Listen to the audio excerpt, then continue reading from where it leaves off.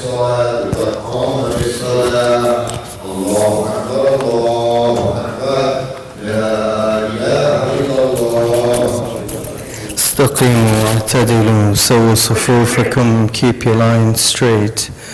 Fill in the gaps, no spaces in between. Complete the lines ahead of you.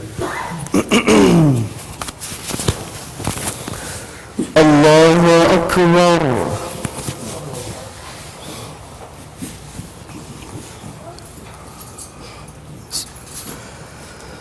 Alhamdulillahi Rabbil Alameen. Ar-Rahman Ar-Rahim. Malik Yawm Ad-Din. Iyyaka na'budu wa iyyaka nasta'in. اهدنا الصراط المستقيم صراط الذين أنعمت عليهم غير المغضوب عليهم ولا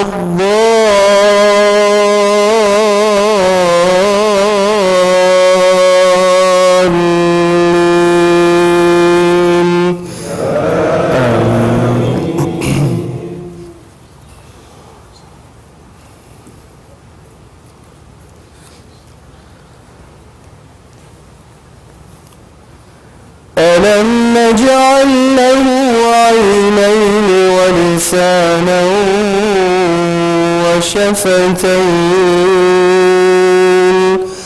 وهديناه النجدين فلاقتحم العقبة وما أدراك ما العقبة فك رقبة أو إطعام في يوم ذي مسغبة يتيما ذا مقربة أو مسكينا ذا متربة ثم كان من الذين آمنوا وتواصوا بالصبر وتواصوا بالمرحمة أولئك أصحاب الميمنة والذين كفروا بآياتنا هم أصحاب المشأمة عليهم نار مؤصدة. الله أكبر.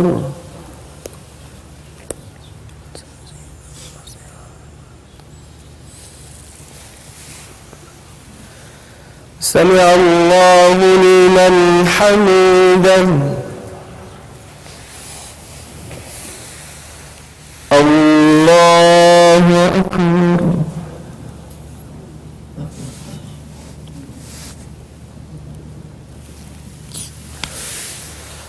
الله أكبر. الله أكبر.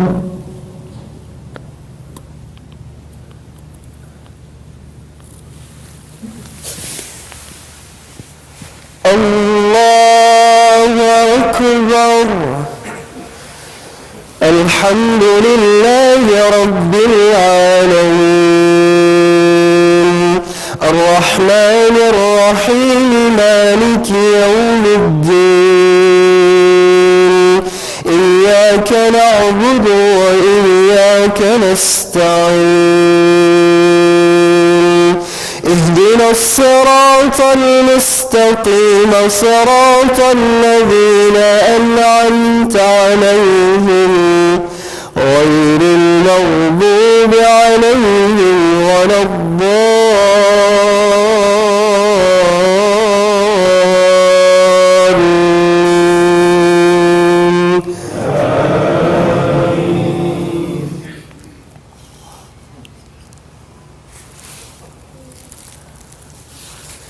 إذا زلزلت الأرض زلزالها وأخرجت الأرض أثقالها وقال الإنسان ما لها يومئذ تحدث أخبارها بأن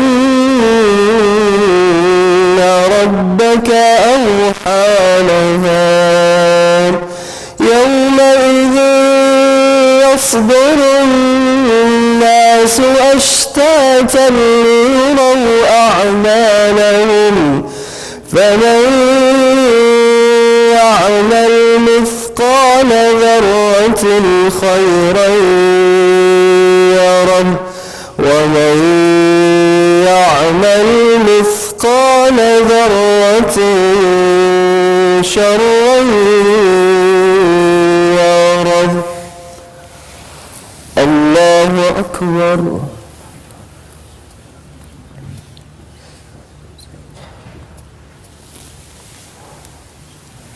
سمع الله لمن حمده. الله أكبر.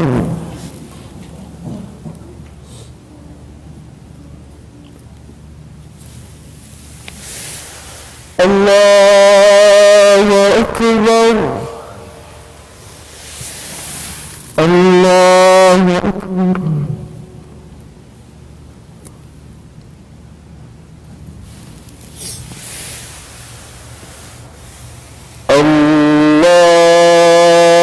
الله أكبر.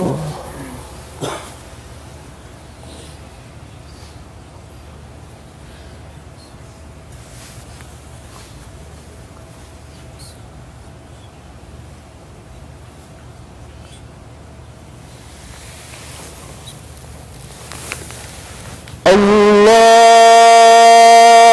أكبر.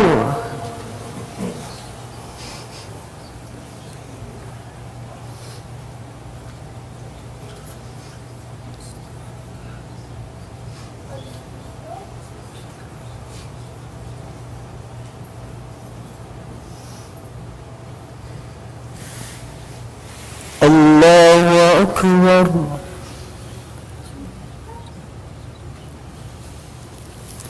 سمع الله لمن حمده. الله أكبر.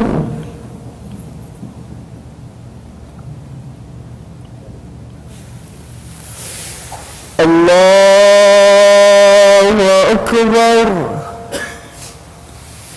الله أكبر.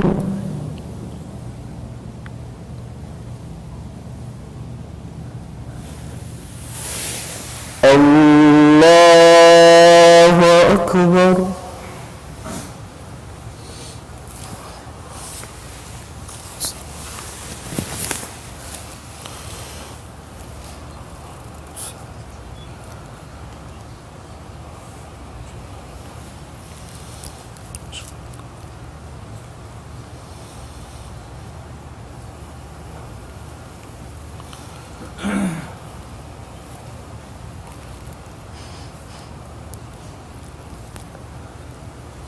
السلام عليكم ورحمة الله. السلام عليكم ورحمة الله. استغفر الله استغفر الله استغفر الله.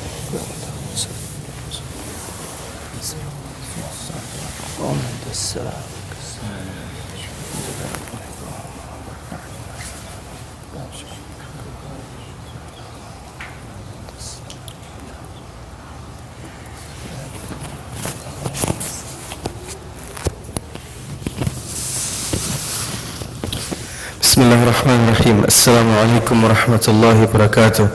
Inshallah, immediately after the Sunnah prayers, we have a program with the Risala Foundation.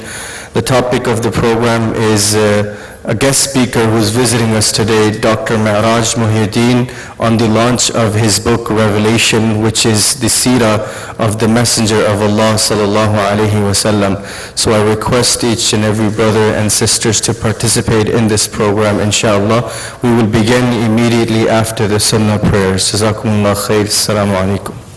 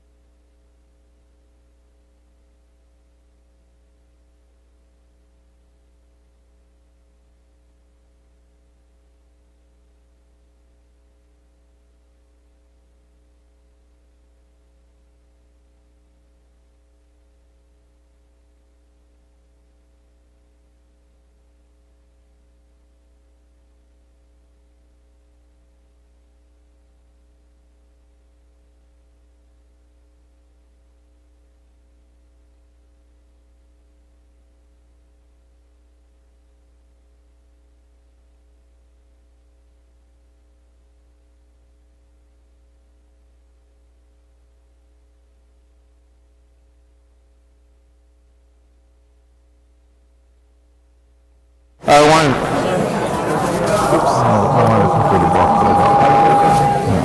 So keep it over here so it doesn't mess with these speakers. Okay. You're going to get reverb here. Okay. That line. So okay. This is good, right? Good? And how do I mute it? Huh? How do I mute it? Mute is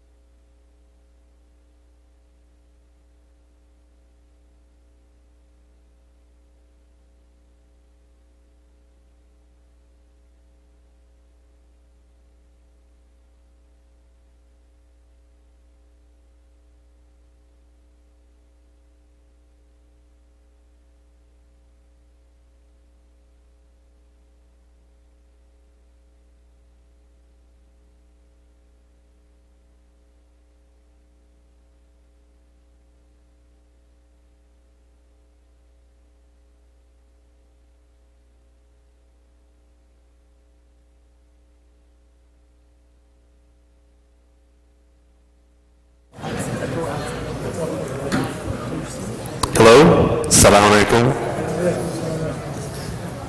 So my name is Adil Asaduddin. I'll have the pleasure to be your MC today, and we're very thankful to have everyone here today. We're very happy to host this event at Masjid Maryam, and we're very thankful to the Masjid Maryam for hosting us, to allow us to use their facilities and the speaker system and the location.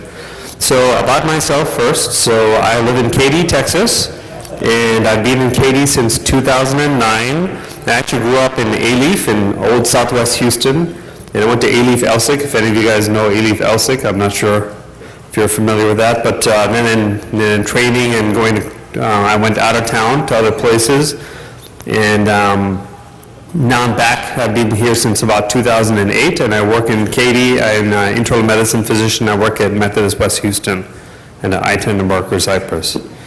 So this event is brought to you by Risala Foundation, as you all know, and Risala Foundation is Houston's only dedicated program for civics speaker bureau dedicated to Muslim issues. We focus on the arts, education, and inspiration. And Risala provides a forum for the foremost thinkers in the Muslim world to come to Houston to present their ideas and views and new thoughts to us. And we're very happy to have all these speakers come in, and we're very lucky to have that. We aim to provide a greater understanding and unity among all Muslims by offering different perspectives from across the beautiful spectrum of our faith.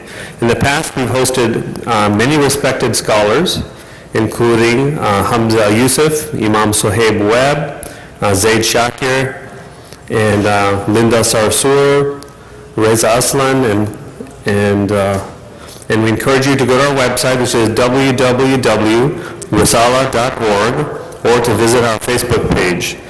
So the topic for today is going to be a Seerah book, a new Seerah book, called Revelation, the Story of Muhammad by Dr. Meraj Mohiuddin. Now I'll tell you briefly about Dr. Mohiuddin, and then I'll let him kind of take this event away. So we feel this is a very important event for us because learning about Seerah and about Prophet Muhammad, of course, is very important for us.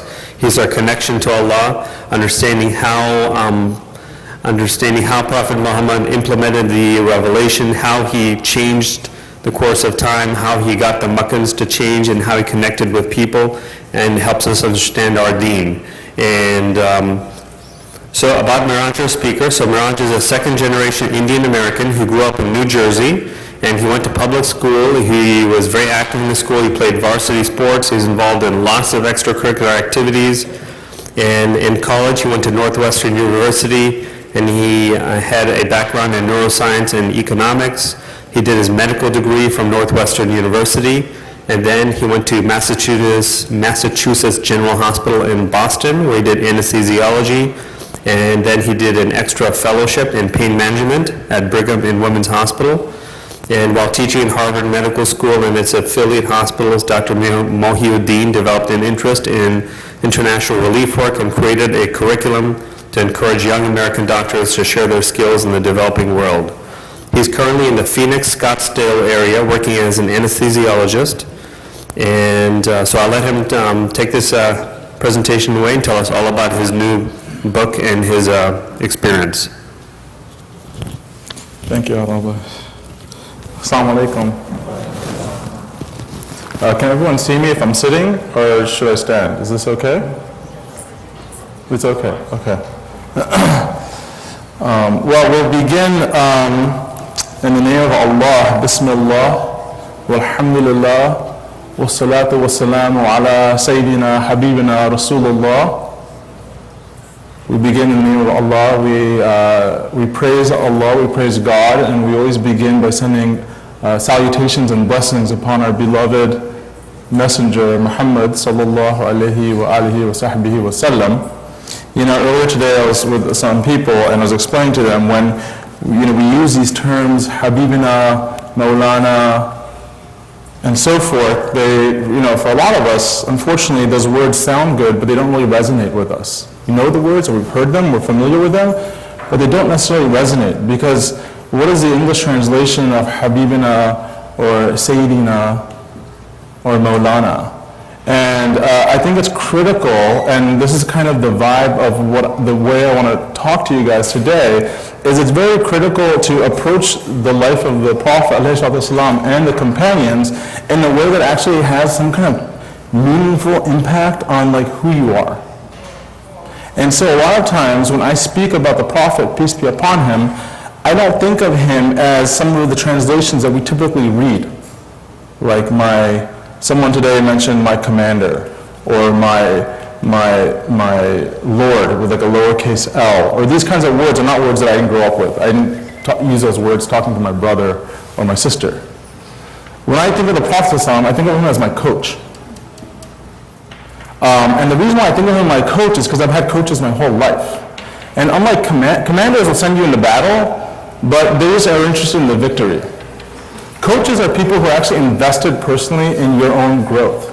So they want the team to win, but they're going to say, Ali, you're doing a good job, but we got to stop. I'm going to take you out of the game, and we got to work on your dribble, because you're killing the team, and I know you're better than that. You understand what I'm saying? They're going to take someone and be like, look, you know what? You need to just get a little bit stronger, or you need to increase your flexibility, because you're going to be so much better for it. And the best coaches are the ones who have a meaningful impact on their players way after the league is over. You meet people like that who, they're 40 years old, they're like, the most pivotal person in my life was my junior high school basketball coach. Because he was more invested in making me a man than just the game of basketball. So that's why for me, when I think of the Prophet ﷺ, I think of him as my coach, and I think of this, or the Seerah, his life, as the coaching playbook. How to shoot the best jumpers, how to hit the best three-pointers, or what's the best play at the right time in the right place? What does coach say? So I tend to refer to him as coach, if that makes sense.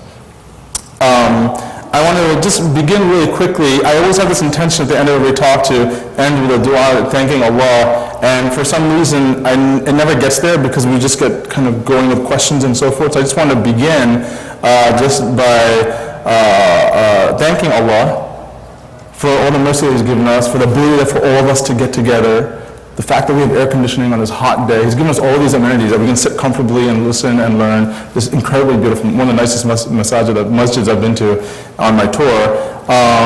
Thank Him for sending us Ibrahim alayhi salam. Really, we can't start the Seerah unless we thank Him for Ibrahim alayhi salam. Because this is the story of Ibrahim. It's not the story of Muhammad. This is really the story of Ibrahim alayhi salam. Thank Him for sending us Ibrahim alayhi salam, Ishaq alayhi salam, and Ismail alayhi salam, and for making that special dua to make Mecca a special place. Because of that, the answer was Muhammad sallallahu alayhi wa sallam. So we thank Him for all the prophets. We thank Allah for sending the best of creation, Muhammad. We thank Him for sending us the example of Mary. We thank Him for the teachers and the scholars who've been in our way. We thank Allah for that one person who for most of us was a person who embraced Islam and took a step away from what their forefathers knew, and that one person is the reason why the vast majority of us are sitting here today. So we thank Allah for that, and we thank Allah for our teachers. I'd specifically thank Him for my teachers, Dr. Umar, Dr. Sherman Jackson, my family, my parents, and so forth, and I hope, inshallah, that He blesses this occasion in our remembrance of him and in our in our desire to really, and I'm going to ask everyone just for a second, just make this intention right now, just 3 seconds, quiet, just make this sincere intention, we're here to fall in love.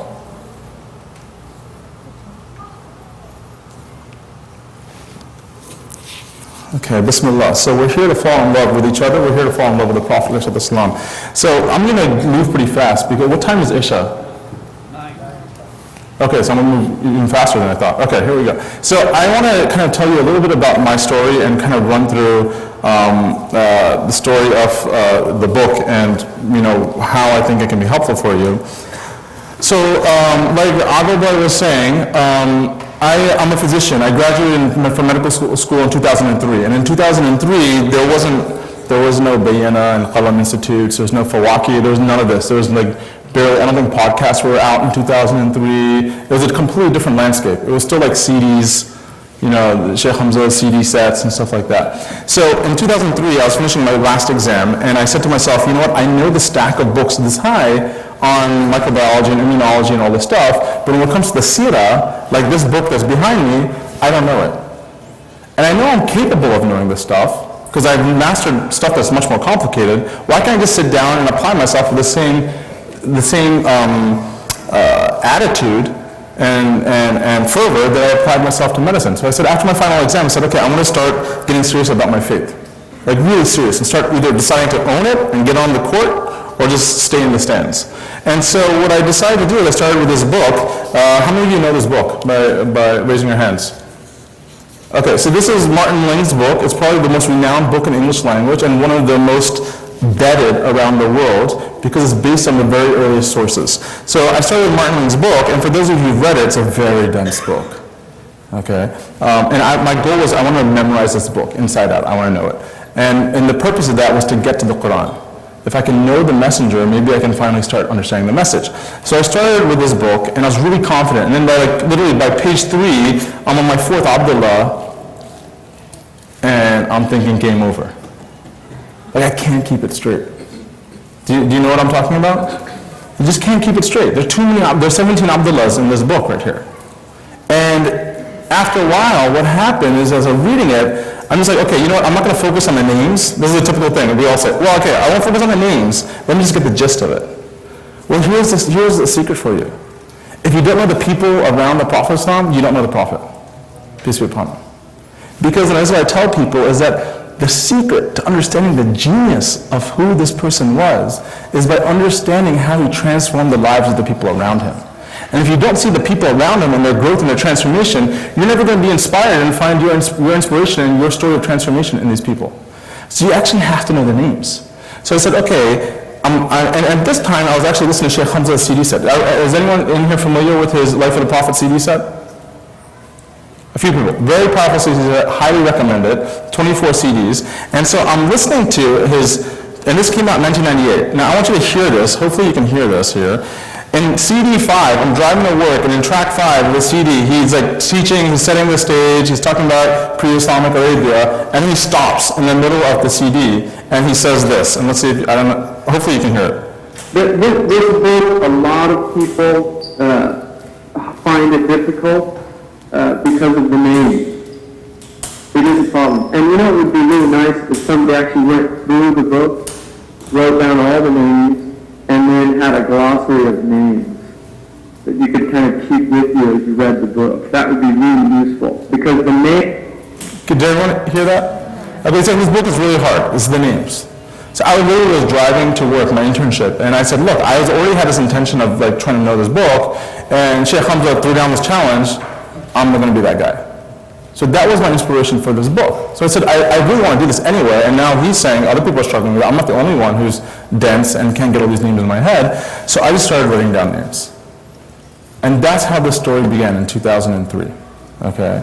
And this is the beauty of our shuyukh, is that, the barakah that they bring, the challenge, and the way they help people kind of take themselves to the next level, this was a response to hit that challenge right there. So what I did is I ended up writing all these names. And I started going to more books and more books and more books because there are things and links that are missing. There are a couple of kind of, I would call errors, understood errors in that book, very few. And I want to really get a comprehensive understanding of who this person was.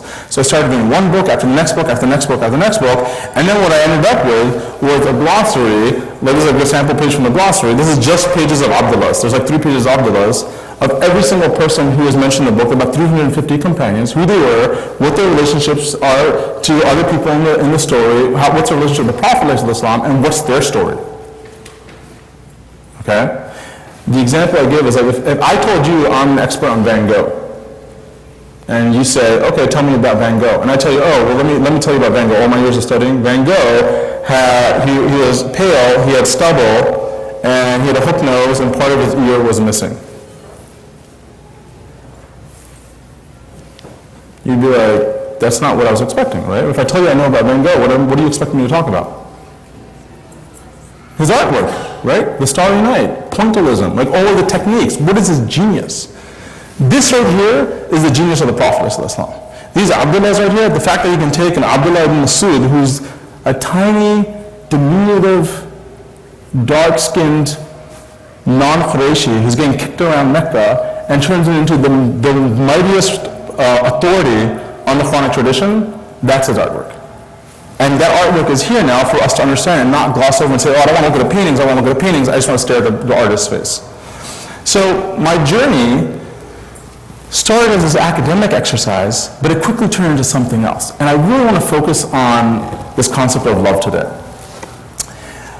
When we talk about love, a lot of us talk about loving the Prophet, ﷺ, but what does that really mean? And do we really love the Prophet? And I'm going to throw out there that the vast majority of the Muslim community does not. In the way that it was meant to be. Okay? And let me give you an example. If you ask me if I love my grandfather, absolutely I love my grandfather. Now if you ask me do I love my father, absolutely I love my father. But there's a huge difference between the two. Because the reason I really love I don't really know that much about my grandfather. I know a couple of stories of his successes. He studied in England, he came back to India, and he supported his family. But aside from that, it really doesn't go too deep. The real reason I love my grandfather is because my father loves him. It's a love by proxy. Does that make sense? There's a culture of love in my house for my grandfather.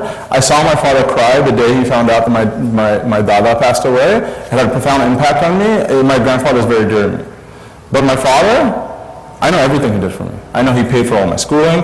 I know the cycle of his spirituality. I know how he built a masjid with my mother in the 80s. I know what they sacrificed to be ostracized when a community splits because they wanted to take Islam seriously for their children. Like, I've seen everything that they've sacrificed. And I also know like his shortcomings. I know what he struggles with. That knowledge of my father is why I'm so attached to him, or my mother, or anyone else. But that love is based off of very concrete information. So if you ask me, what was my dad doing in 1994, I can work it back and tell you, oh, in 1994 he had moved here, he just took this position here, and he was doing this and this and this. If you ask me, what was my daughter doing in 1957, he was in Hyderabad, that's all I can tell you. Do you understand what I'm saying? This is the way, unfortunately, this culture of love is what we've developed with the Prophet ﷺ, where people have a culture around him and they're sufficient with that. But when you tell people, tell me why you love the Prophet ﷺ, like what did he do for you? You'll be challenged to find most Muslims on the street. If you pull them out and say, tell me 5 things about the Prophet ﷺ, they can't do it.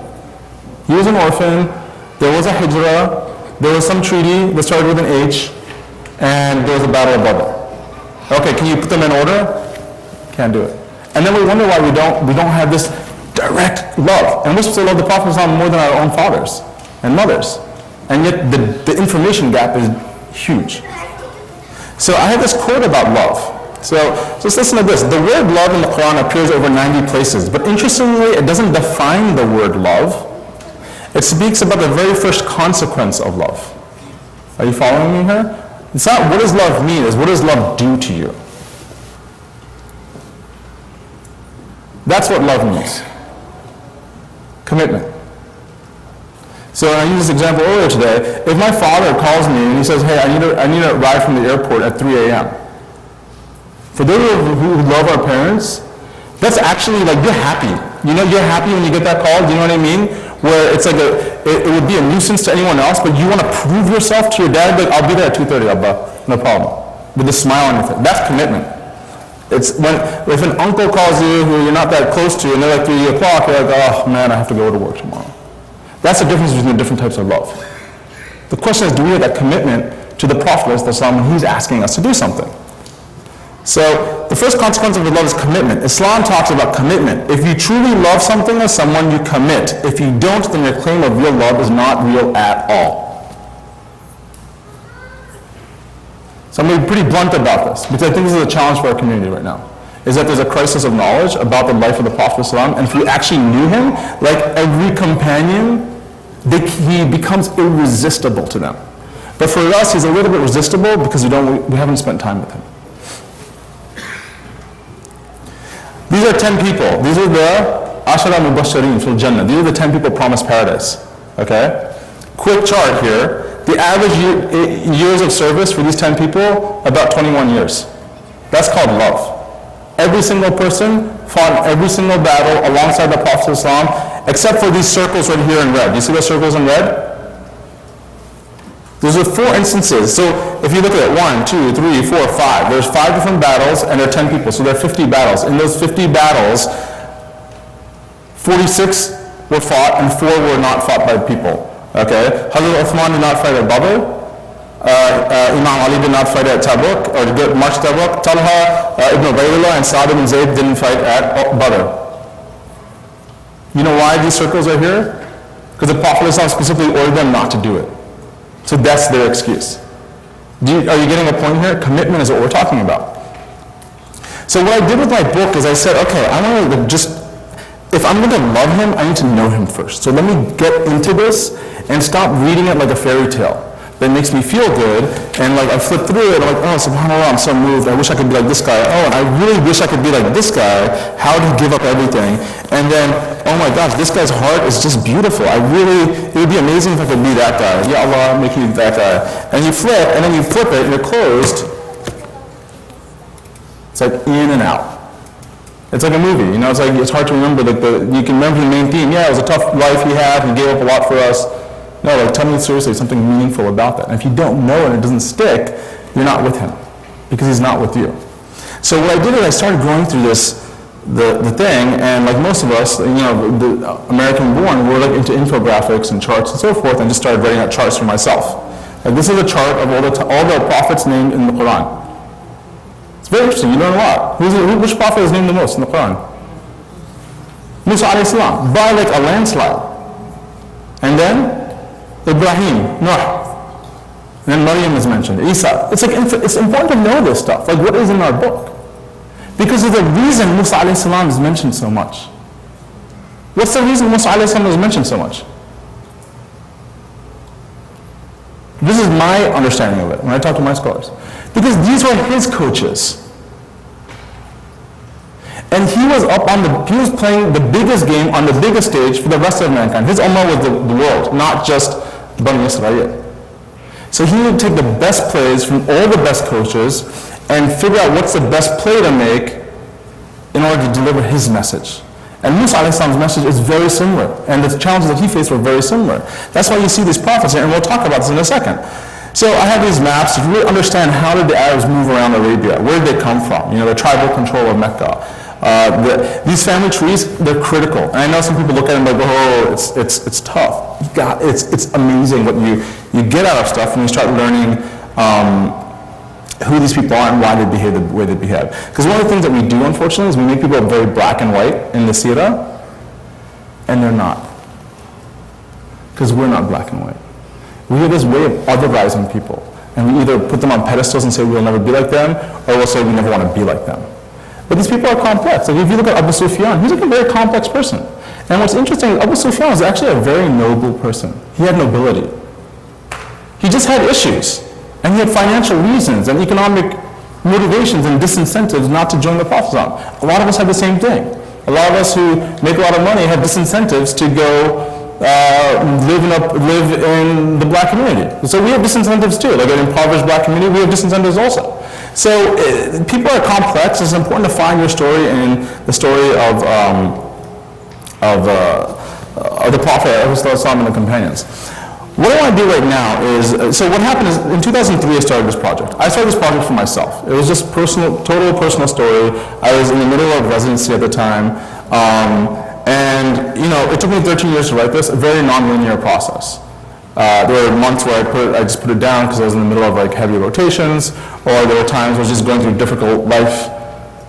Life was challenging at the time, relationships were challenging and so forth, so I just put it away. And there were times when relationships got tough where I picked it up and it got me through some heavy stuff, good and bad. And so in that period of time, I can say without a doubt that he's been with me. And he got me through some amazing periods of time. And a lot of people ask me, wow, 13 years, how did you do it while you're a full-time practicing physician, like at a trauma center? And I'll tell you, like when you know the Prophet Islam, like you don't want to do anything else. And the answer is like, how couldn't you do it? It's just amazing. Like the hardest day for me was the day I finished this book. And to this day, this part I enjoy speaking to people, but having that personal private relationship when no one knew I was writing about the book, it was the best time. Because you're there with him, you don't want to share him with people. But now, alhamdulillah, I'm happy to share it now with people. In 2003, I started this book. For 7 years, I was just writing it for myself. And then in 2010, I left Boston to move to Arizona. And that summer, I had 3 months off to do whatever I wanted. And I was a single guy at the time. I had gone through a divorce at that time, and I was single, and I was just getting out of the heaviness of that type of situation. And I said, okay, I'm a young guy with finances, and I have 3 months off. What am I going to do? Immediately to my mind, Europe. Buy like an unlimited Euro pass and travel the world and just do all the things to have the freedoms that all my married friends don't have. Let me make my friends jealous of all the fun that I can have. That's what was in my head. But those 7 years to get to that point, the Prophet Islam was with me the entire time. And so I made this conscious decision to say, you know what, I have 3 months off. Instead of traveling the world, I'm just going to spend those 3 months with my sister. And just hang out in Kansas, do Ramadan with them, develop this bond with my family, and really get into the story and really go somewhere with this. Because the Prophet ﷺ was with me for 7 years, let me give back 3 months to him. And in that period of time, something powerful happened for me. Because I had all this information. I had notes and charts and everything, and I was still struggling to put it all together. And I said, I'm not going to move forward with this project unless I can figure out a way to put the entire Seerah into a framework that I can have and hold on to for the rest of my life. Because otherwise it's just, I get confused with dates and times and locations and so forth. So what I came up with in the summer of 2010 is what I now call the Quran Year Timeline. How many of you are familiar with that? Okay, good, that's good. When no one is familiar, I feel like it's new territory then. So right now, what I'm going to do in the next 15 minutes, inshallah, before 8:30, is I'm going to give you about 13 years of details, like the juice of it, in about 13 minutes. That's my goal to you, okay? And what I'm asking you, that's my promise to you, is I'm going to give you a way to now look at the Seerah and look at the story of Quranic revelation in a way, inshallah, that you will never forget when you leave here today. That's my promise to you, inshallah. What I need from you is your complete undivided attention for the next 15 minutes or so. Okay? We're ready for that. Okay. And this is important because the rest of the talk is going to be based off of this. So let's just begin real quick with the story of the Prophet. He was 63 years old when he died. So every tick mark here represents a year of his life. His first revelation in the cave of Hira happened when he was 40 years old. And so you can see there, it divides his life into the pre-prophethood time and the 23 years of prophethood. Okay? And just so you know, all the stuff I'm explaining to you, this is all in the introduction of the book. Because I want you to have this and own it. So we said, okay, at age 40, he had his first revelation, and he had 23 years of prophethood. Now, there's another interesting event that happened. You could divide his life in terms of not being a prophet and being a prophet, or you can divide his life into where he lived. So for 53 years, he lived in Mecca, and for about 12 years, he lived in Medina. Does that make sense so far? You guys with me so far? It's pretty straightforward, right? This period right here is the period of Quranic revelation. 23 years. And that period of 23 years has never been reproduced in the entire history of human history. What happened in those 23 years? Not just the fact that the Quran was revealed, but the fact that it was delivered, and the fact that an entire community of people who were accustomed to a Jahili tradition were completely transformed into the very best community of all time. Never been accomplished by anyone else, including all the prophets who came before. So something special happened here.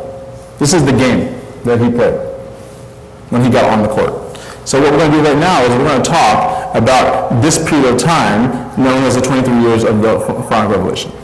Okay, so I'm going to move over here real quick and let's see.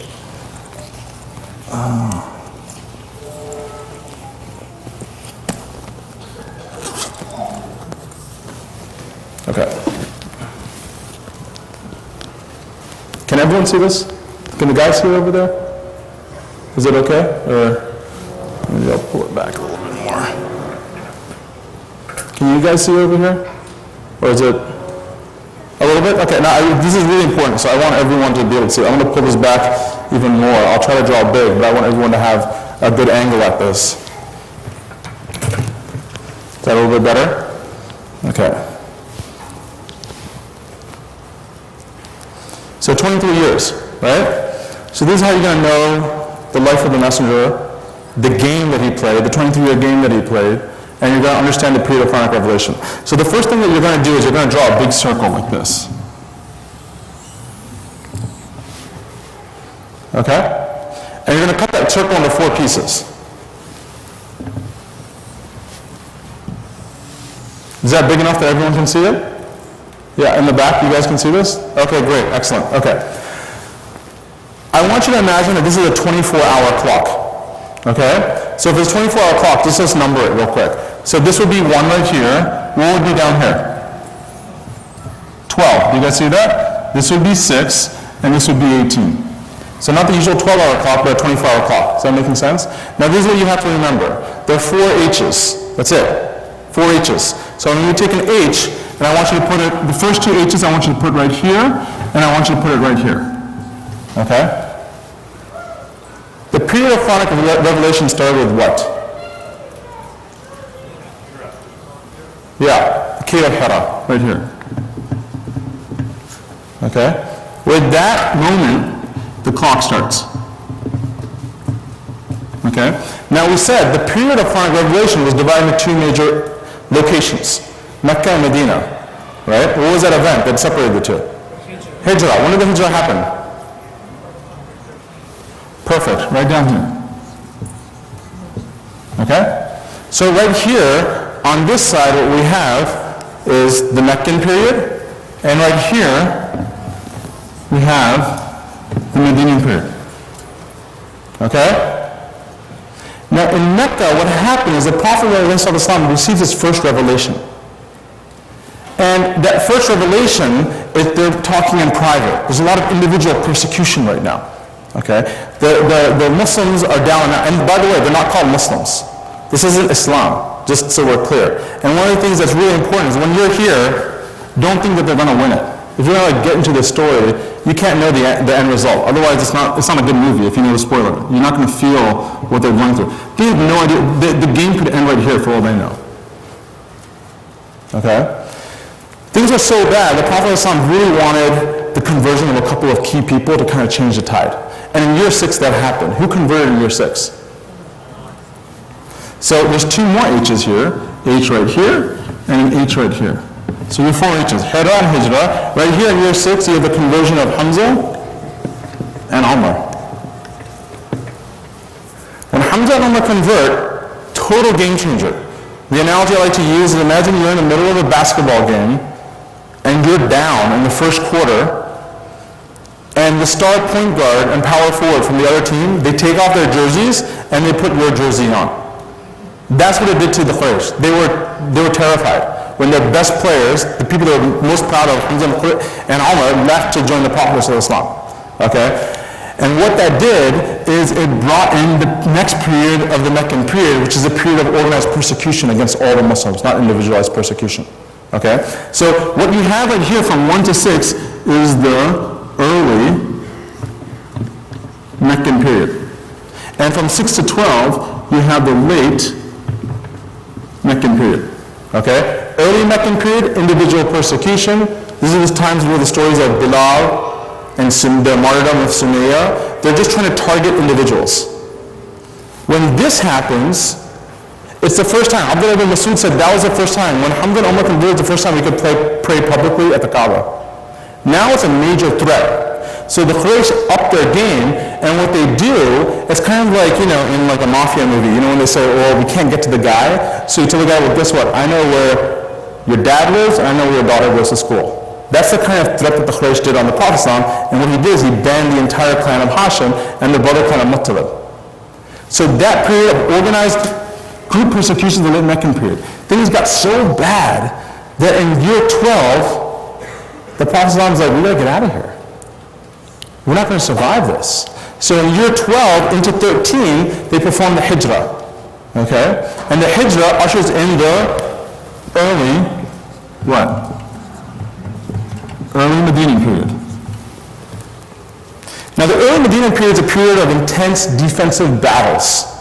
It's the heaviest period when we tend to think of the Seerah in terms of what the Muslims were up against. That period of battles and wars ended in year 19 with one event. And what was the thing that ended that period of warfare? When did Hudaybiyah happen? Perfect, right here.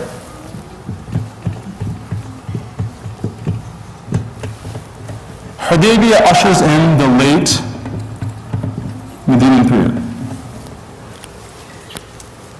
Are you guys starting to see a framework now of how to understand the Seerah? It's a four-quarter game.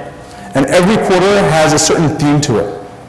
In the beginning, we're just trying to get warmed up, and some people are already getting injured. In the second quarter, the opposing team is really putting pressure on. They're fouling people. It's getting really ugly. Halftime is a hijrah. You need to regroup. What are we going to do? We need a new strategy. Let's go to another city. It gets really tough right here in the third quarter. Finally, they're tied in the fourth quarter, and in the fifth quarter, they actually make their move. Okay? Not to oversimplify it and to trivialize what happened in Seerah, but in a way to contextualize it so you'll always remember this for the rest of your life. Okay? So now we're not just talking about a soup of dates and I can't figure out what this person's story is. I actually know the Prophet's story better than my father's story now. Because I can tell you exactly every single year what happened. And that's what I'm going to do for you right now. So now that we have this structural framework, I want to walk you through every single year, the major event that happened, so you can hold on to it for the rest of your life, inshallah. Okay? So I'm going to number this real quick.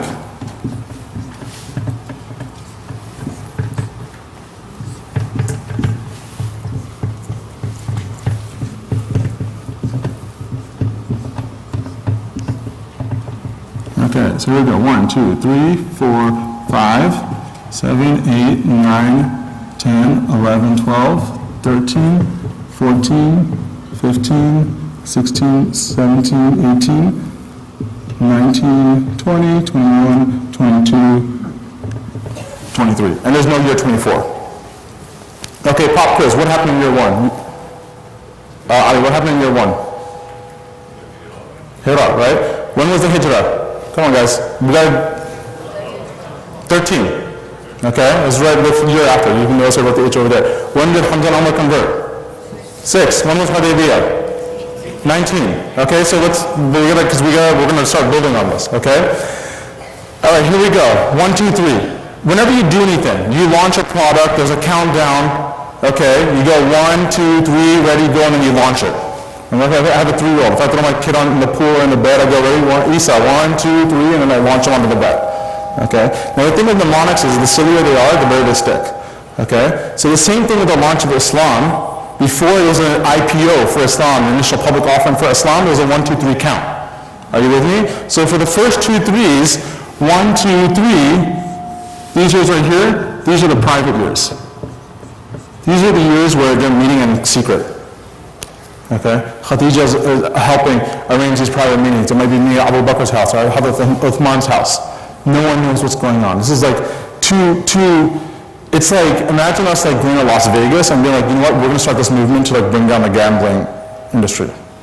Well, if you're going to do that, you better start out slowly and kind of work your plan out in private before you start announcing this plan. Because that's what the Prophet ﷺ was trying to do. Okay? So 1, 2, 3, the private years. So 3 of the private years, what's year 4? Public. This is the year the Prophet is instructed to go warn your family and friends. So this is when he goes out and tells the clan, his entire clan of Quraysh, I'm a messenger, this is my message, I've come to deliver you good news and warning. What happens when he does that? Not happy at all, backlash, right? So it gets so bad in year 5 that the Prophet ﷺ instructs about 70 to 80 Muslims to go where? So how are you going to remember that? Imagine in year 5, the Prophet's waving goodbye to people. That's how you're going to remember. Abyssinia happened in year 5. Okay, imagine Ja'far ibn Abi Talib, his beloved cousin, waving goodbye to the Prophet, saying, I got to go to Abyssinia. So year 5, Abyssinia. Okay? Year 6, we already said with Hamza and Umar. Okay, year 7. So just like we had a 1, 2, 3 count in the first quadrant, we have a 1, 2, 3 count in the second quarter. But this time what I want you to write is these letters right here. B, A, N. You got that? I'll write it closer here. These right here are the ban years. What do I mean by the ban years? This is what I'm talking about when I say I know where your daughter lives and I know where your dad works. So if we can't get to Muhammad, we're going to get to his entire family. We're going to smoke him out. So if you want to have anything to do with Muhammad, you got to get out of Mecca. And that's what they did to the clans of Hashim and the brother clan of Muttalib. Now, what did the clan of Hashim say when they proposed that? What did they say? Bring it on. He's ours. And they weren't Muslim. But they said, you don't mess with Muhammad. He's ours. Why did they feel that way about Muhammad? Peace be upon him. Because of what he had developed in terms of relationships with them. This is the Seerah, okay? And we'll get into this. When we wonder why no one has our back in America, well, whose back do we have in America? That's the Seerah. That's the importance of why all of this is meaningful. It's not important to just memorize the names and just cry when you hear the Prophet's voice. The important thing is to actually act in the playbook. The playbook is develop that relationship, authentically caring about the people around you, so that when someone is coming after the Muslims, everyone from the community is saying, you know, if you mess with Masjid Maryam, you mess with us. That's the Seerah. That's the coach's playbook. Okay, 7, 8, 9, the ban. Year 10. What happened in year 10? Well, do you guys notice how year 10 is a double-digit year? Do you see that? It's two digits there, whereas 7, 8, 9 is 1 digit. So I always think of year 10 as a longer year, because there's 2 digits. Is that making sense to you guys? So I always draw year 10 like this. It's longer than these years. Do you got that? Why is year 10 a long year?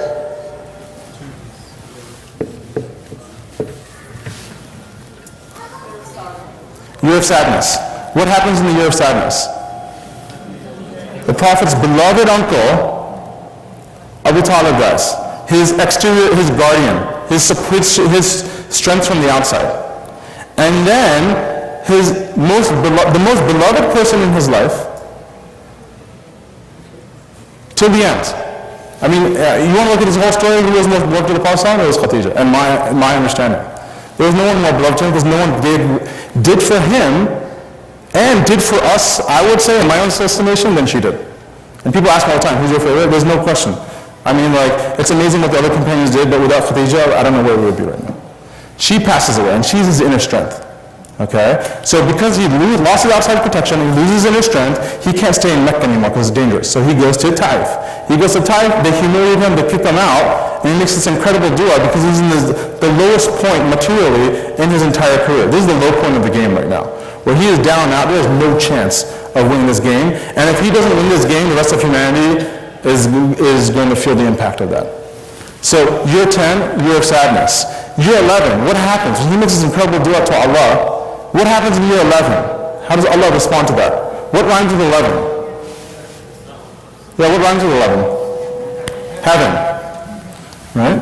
So year 11, Isra, Mi'raj. Year 12. So in year 12 pilgrims in year 12 come from Yathrib to Mecca, and they form a pact with the Prophet ﷺ saying, if you come with us, we'll protect you. What is that event known as? It's known as the first Aqaba pledge. Incredibly important, and hopefully we can get into this today. We talked about this earlier, but there's such an incredible play from this, the first Aqaba pledge. I'll tell you right now, because I don't want to skip this, okay? We're going to talk about why this is important, why we need to get on this game right now. The first Aqaba pledge basically happened. The Prophet ﷺ is in Mina, where Hajj just happened, and his cousin Abbas is with him, who's not even a Muslim yet, and they meet these 12 pilgrims from Yathrib, and the pilgrims say, they negotiate, and the pilgrims say, you know what, if you come with us, we'll protect you. So the Prophet ﷺ agrees to that, and he recites some Quran, and he tells them, okay, if I come with you, you need to protect me like you protect your own women and children. Because everything is riding on his survival, the future of Islam. The remainder of the Quran, whatever he knew, whatever had to be revealed, is relying on his safety and security. So they're about to sign the papers, and then one guy says, whoa, time out. Like, this sounds good, but let me just ask you a question. If you come to Mecca, if we take you on and go back to Yathrib, later known to be Medina, if we take you on, we have to like cut all these ties with all of these tribes that we already have alliances with. And that's not going to be necessarily very popular because we get some security from that. So how do I know that if you come with us, Muhammad, that once things cool down in Mecca and it's nice again, you're not going to leave us? Because if you leave us high and dry in Medina or Yathrib, we're going to be in trouble because we just gave everything, all of our alliances up to be with you, and now you're leaving us and going back. That's a valid point to discuss, right? And what does the Prophet ﷺ say? I'll tell you what he says. I'll read it to you because this is like critically important. He says,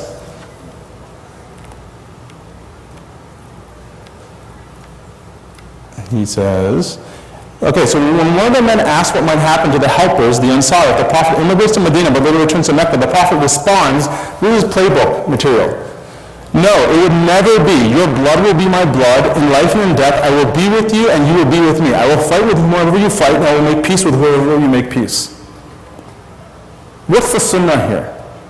I mean, we can talk about the sunnah of keeping beards and the sunnah of what's appropriate to wear, but what is the real sunnah here? The sunnah is here, when you go with the people, you have to put your skin, you have to have some skin in the game. If you move to America, you fight for what's best for this country. It's okay to have attachments to where we're coming from, but ultimately if you want to have all the benefits and privileges, and you want people to be rooting for Muslims here, we have to care about Black Lives Matters. That is like fundamentally one of the most important things to us right now. And it's not because if we help Black Americans, if we're in trouble, they'll help us. That's not the reason why. It's because what they're going through, the Black community in general, is unjust. And it's our responsibility, we have this agreement with Allah that we're going to fight for justice, wherever it is, whether it's a Muslim or a non-Muslim. So this is an example of what I call the super sunnah, which is if you're going to be with the people, you can't have one foot in. The Prophet was like, oh, I'll be in Medina, one foot here, but I'm being an immigrant here. So I'm an immigrant Muslim in Medina, and I'm going to be here, but I have this hope one day I'm going to leave and go back to Mecca. Because if the people of Yathrib knew that, they're not going to fight for him. He says, no, I'm over here, and I'm staying here. And who you're going to fight with, he didn't say who you're going to fight with in case it fits in these parameters. He says, whoever you fight with, I got your back. Until we follow that sunnah of Muhammad, sallallahu alayhi wa sallam, we're not going to see the benefits of what happened to him in Medina. Is that making sense? This is where the Seerah gets powerful for me, personally. Okay, so the Aqaba pledge. Hijrah was in 13. Now this is what I want you to remember. For the early Medinan period, there's a mnemonic, okay? And you have to write this down, because like I said, all this stuff is in the book. But it says, the Hijrah, this is basically in a nutshell what happened in early Medina. The Hijrah resulted in battle upon battle till Hudaybiyah. That's the early Medinan period. The Hijrah resulted in battle upon battle till Hudaybiyah. Okay? So we're going to write this out. The Hijrah resulted in battle upon battle till Hudaybiyah. Okay? You ready to do the wars? Hijrah, what's R? R is the year of the caravan raids. This is the year that the Prophet ﷺ and the Muslims started raiding Meccan caravans just to take back a portion of what was illegally taken from them. So year 14 is the raids. Year 15, Badr 1. 16, Uhud. 17, Badr 2.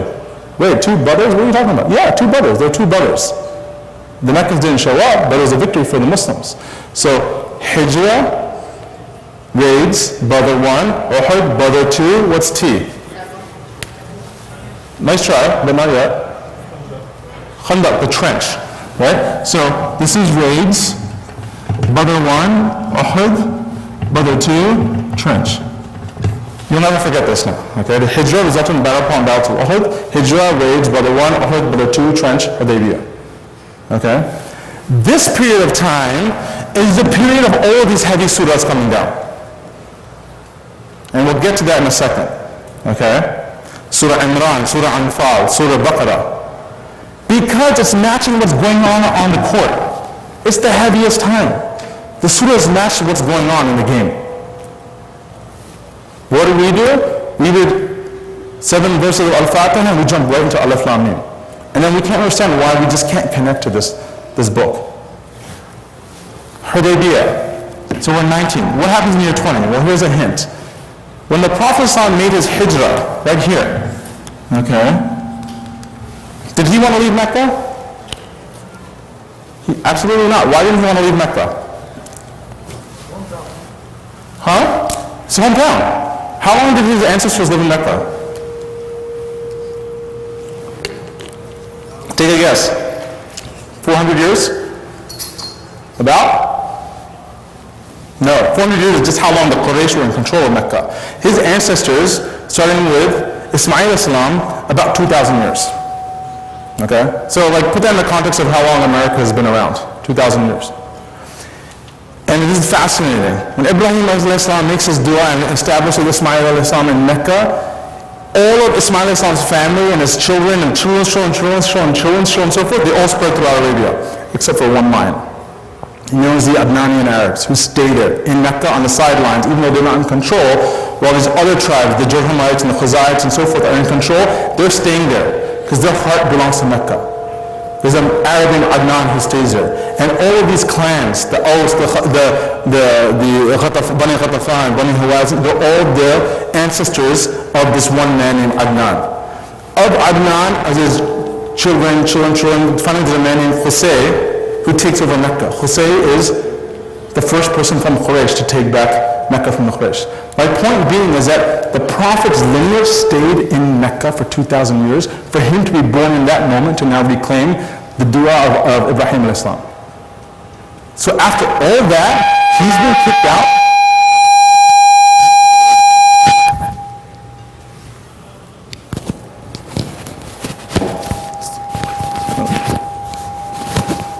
So after all that, he's being kicked out.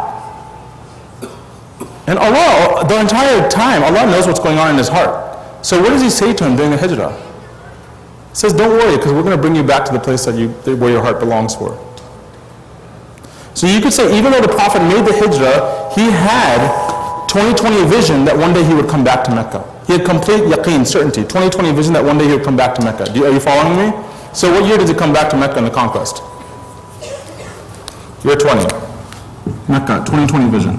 He comes back and there's a conquest of Mecca. Year 21. When I say 21, what do you think of? 21, age 21? You're laughing, right? What's 21? Year full-grown adulthood. That's what I think of, right? People drink beer, they have freedom, whatever they want to do in America, right? 21 is the year of full-grown adulthood. Same thing with the Muslims. It's the year of full-grown adulthood because the Muslims did something that had never been done before. What did they do? And then who said the T? What was T? Tabuk, one of the most important lessons in the Seerah. Because what they did is they basically took on the Romans at the border of the Roman Empire. Sheikh Hamza Yusuf says that's like the equivalent of the Cubans or the Haitians invading Florida. It's preposterous. That's what the Prophet ﷺ was able to do with his companions that he developed over how many years? 21 years to finally go to the Roman Empire. So in 21 you have Tabuk. After they do that, the rest of the Arabs are like, we can't compete with these guys. They're just too much. So in 22, 2 and 2, if I hold this up, what does this mean to you? Peace. 22, year of the peaceful delegations. rolling into Medina saying, you know what, if we can't beat you, we're going to join you. And then 23 is what? The final year, it's the Prophet's Hajj and his death. That's the seerah. It's not that hard. We're going to do this really fast. Ready? Focus, because I want you guys to walk away with this and have this for the rest of your life, okay? 1, 2, 3, private years. 4, public. 5, Abyssinia. 6, Hamza Umar. 7, 8, 9, band years. Right? 10, double-digit year. Long year. Why is it a long year? Sadness. Khadija, Abu Talib, Taif. 11, rhymes with? Isra and Mi'raj. 12, what happens to year 12? 12 people come from Yathrib to Mecca, Aqaba pledge. 13, we obviously know, it's a hijrah. I mean, hijrah, who doesn't know that, right? Year 13, we all know that. 14, 15, 16, 17, 18, the hijrah resulted in battle upon battle till Hudaybiyah. Hijrah, raids, Badr 1, Uhud, Badr 2, trench, Hudaybiyah. Simple. 19, we said was Hudaybiyah. 20, Prophet has 2020 vision of what? Conquest of Mecca. 21, Tabuk. 22, peaceful delegations. 23, the farewell Hajj. Are you guys starting to see something here? You're starting to be able to approach the life with some kind of rubric so you can dive into each year, get the details, but not get lost in the details. And that's what I'm trying to get here. Okay? So what I just drew out right here is this. And this is what I call the Quran year timeline. And luckily enough, it also happens to be shaped like a Q, representing the Quran. You have all 4 years, and now, this is what I want you to look at. Why is this important? Because when people ask me, how do I read the seerah, and how do I understand the seerah, it's not dates. It's not, oh, Abbas, it is a lot that, but that's not the juice of it. When people ask me, how do I experience the seerah, this is how I experience the seerah. Self-doubt, followed by uncertainty, followed by patient perseverance. Taking a stand, separation, taking a stand again. Endurance, endurance, endurance, alone. Epiphany, uncertainty, getting help, exile. Community building, test of faith, broken integrity, regrouping, crisis of trust at the Battle of the Trench, test of faith, return from exile, pushing boundaries, never stopping, regrouping, completion, ihsan. That's the story of the Quran. That's the story of the Prophet ﷺ. And this is why it's really, really important. If you take that away, I guarantee you that story is in each and every one of us. This is the whole point of everything. The whole point of his life is to find your life in it. Because you're going to go through some of this stuff. It might not be in this order. But I'll tell you right now, when I went through what I've been through in my life, I've had intense periods of loneliness. And I know that for a fact. It's one of the most number one things that I hear when I talk to Muslim communities is that Muslims are lonely. There are too many sisters, not enough brothers, people can't get married. People are going through difficult divorces. Okay? People are having troubles with their in-laws. Masjids aren't talking to other masjids. People are disconnected. My husband's just scrolling all the time. He doesn't talk to me. Whatever that feeling is, that feeling of loneliness is very powerful and it's very real. And the Prophet ﷺ experienced that, and some of the best of creation experienced that too. And if you don't get help from his coaching plan and how the Quran helps you deal with that, it's going to be a lot more challenging. You have a coaching plan to help you here.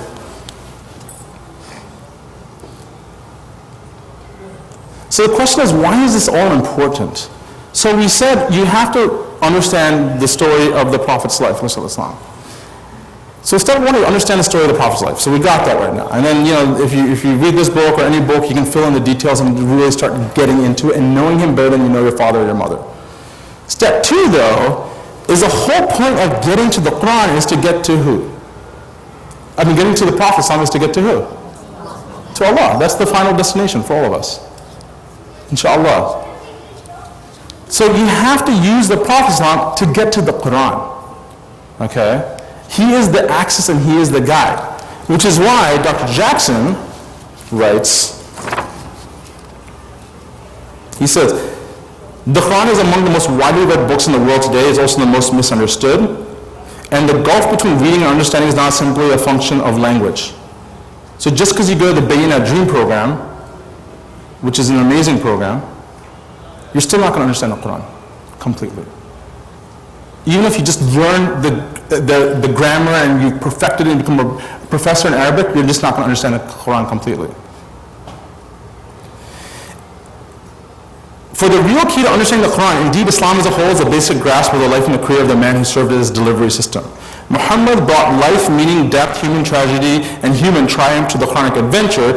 He showed that Islam is not an event that abruptly imposes itself on human history as a fully constituted fact, like here is Islam, go. That's not what happened, right?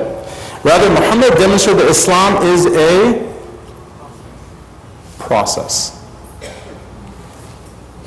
in which both our ups and our downs expose us to the layers of self-knowledge and spiritual epiphany that surround life's most profound truth, La ilaha illallah.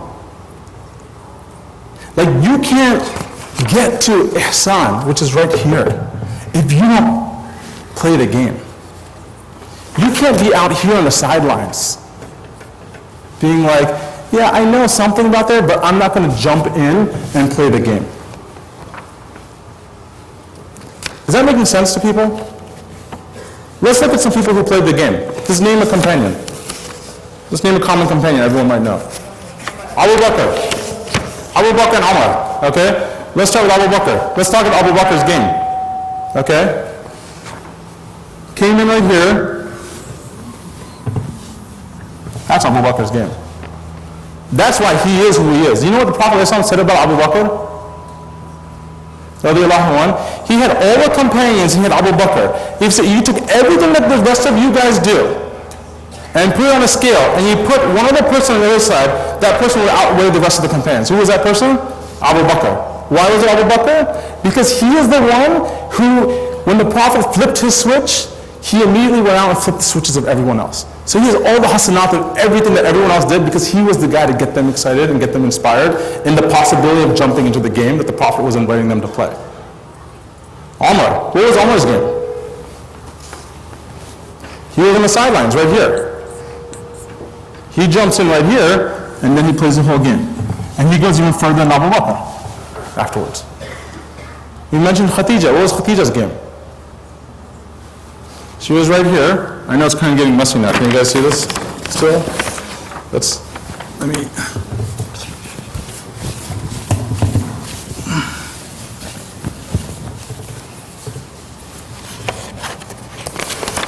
Draw this real quick.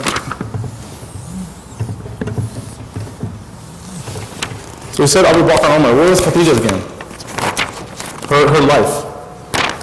She came in, she was the first, so she was the longest alongside the Prophet. She jumped in the game immediately. She died trying. That's probably even a better way to go. It's great if you make it to the end of the game, but if you die trying, that's probably the most blessed place to die, right? I'll give you an example. What was Hamza's game? When did Hamza die? What year? What battle did he die at? Uhud. What year was that? Oh yeah, Hijrah resulted. I'll give you a quick tip. This is how you remember Uhud. Uhud was not a defeat. Okay, don't let anyone tell you it was a defeat, because the purpose of Uhud was for the Meccans to destroy Medina, and they didn't accomplish that. But it was very bittersweet because the Prophet ﷺ lost a ton of really beautiful companions, including Hamza. So I always think of Uhud as bittersweet, and I always remember Uhud as sweet 16. So Uhud is in year 16. Okay, so this is Hamza. This is Hamza's game right here. Comes in the first quarter. Best way to go. The Prophet said, after Uhud, he said, how I wish I was left at Uhud with the martyrs of Uhud. That's how much he loved the martyrs of Uhud. Are you seeing something here? This is us. Oh, subhanAllah, it's so great. These people are amazing. What a great game that they played, 1,400 years ago. I'll never be like them. There's a reason I'll never be like them. Because we're sitting on the bleachers. Man, these guys had the best moves. Hazrat Uthman gave away half his wealth. Man, I can never do that. You can do that. And you will do that if you play the game also. Because the people right here at Tabuk, When they gave away everything, when was Tabuk, remember? 21, remember? If you are along this ride in Tabuk, the Prophet ﷺ tells you, you know what, you need to really like start giving something up so we can make this impossible possible, they would tell you, you're crazy for not giving everything. So if we look at them, like how did Abu Bakr or Hazrat Uthman give so much away, they would look back and say, how could you not? And the only people who don't understand why they're operating the way they're operating here, right, are the people on the outside who don't know what this transformation was all about. So now here's where it gets interesting though. So we're talking about the story of the Prophet, we're talking about are you going to get on the court or not, or are you going to sit in the bleachers? Now here's where it gets powerful for me is, it starts bringing the Quran to life for me. Because now what you can do is you actually map the Quran on here. So when was Surah Alaq? Right here, right? When was Surah Baqarah? Yeah, Surah Baqarah is right here. Okay? How much of the Quran was revealed here? Between Surah Alaq, Iqra, and Alif Lam Mim. What percentage of the Quran in terms of total number of verses was revealed? Just total number of verses. Take a guess, someone. 20%, 22%. How much of the Quran is Meccan and how much is Medina?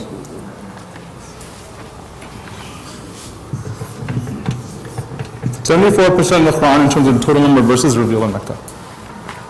And we read 7 verses of Surah Fatiha and we jump right into Surah Baqarah and then we're wondering why we're bouncing off on page 2 or 3. It's too heavy, I can't handle it. It's like talking about a lot of stuff, I can't relate to it and so forth. Well, here's a clue. Abu Bakr, or Imam Ali, they had 13 years to perfect this message of the Meccan period about tazkiyat al-nafs, purifying yourself, patience, perseverance, learning from the stories of the prophets before they were ready for the the early Meccan Medinan period right here. This is where you have the stories of Surah Anfal. These are heavy surahs. Surah Imran. Where's Surah Ahzab? What's Surah Ahzab about? Ahzab means the clans, the confederate clans. What is that surah about? The trench. When did the trench happen? All right? Ahzab. إِذَا جَاءَ نَصْرُ اللَّهِ وَالْفَتْحُ. Where is that? Right here. Are you guys trying to see something here? A possibility of understanding the Quran the way the companions experienced it? See, when you said Surah Ahzab to a companion, they weren't like, oh, that's 33. I feel really good about myself. Okay, like 4 minutes, okay. Do you understand what I'm saying? That didn't exist to them. When you said Surah Ahzab, they were like this. It was cold. I remember that feeling. Emotionally, I have an emotional attachment to that surah because I was there in Medina and I literally thought we were going to die. As Surah Ahzab says, like our hearts were in our throats. We were so scared. And a cold raging wind came and sent the enemy away. They had this deep psychological, emotional attachment to this. So, I just want to say, this is the last thing I'll say, is that, and then we can kind of continue this afterwards. Point number 1 is to know the life of the Prophet ﷺ. Point number 2 is to understand how the Quran fits into that story, to help you get from the first quarter to the halftime and survive, or die trying.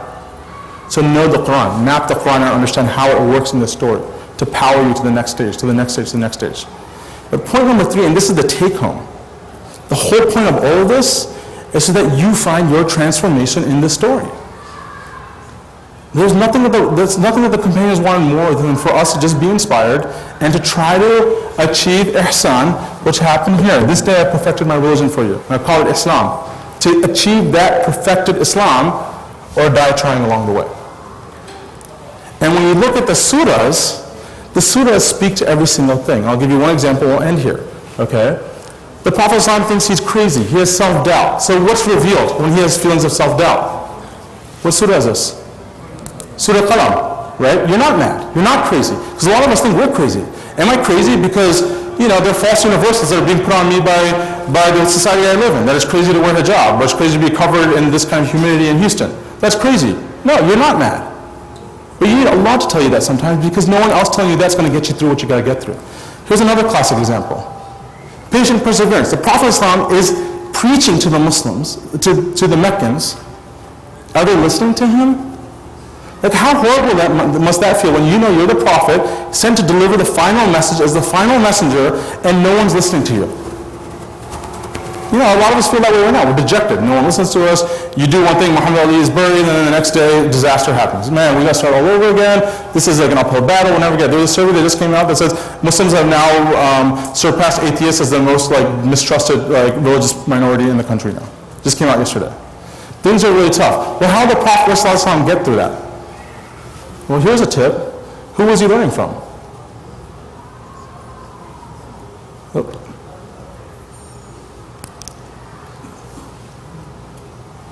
Nuh alayhi salam.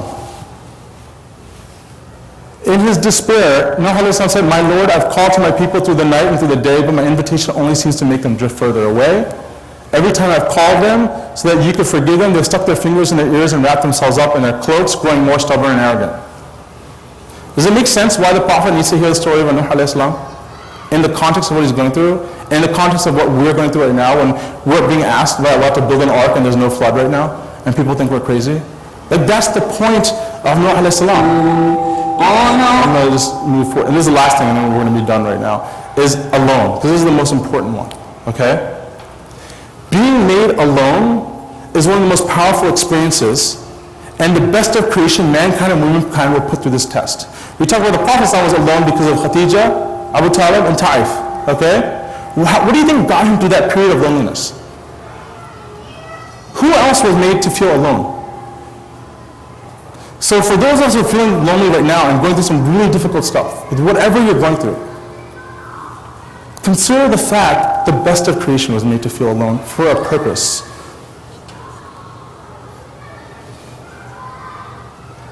Right?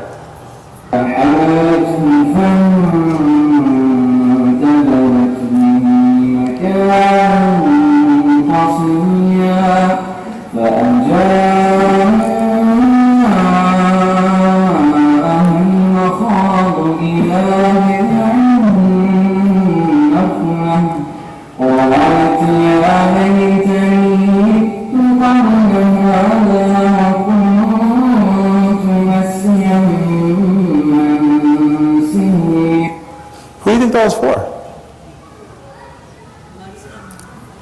This is the story of Maryam alayhi salam. When was Surah Maryam revealed? Was it revealed before the Prophet's period of loneliness or after? See, this stuff's important. This is critical to know. Is Surah Maryam a Meccan surah or a Medinan surah? I'll give you a hint. When the Nagusa asked Ja'far what he thinks about Christianity, what did he respond with? Surah Maryam. So now you know Surah Maryam will have to be an early Meccan surah, because Ja'far wasn't here. Are you seeing how these pieces need to fit together for Islam to be meaningful for us? So then when the Prophet is alone, what does he say?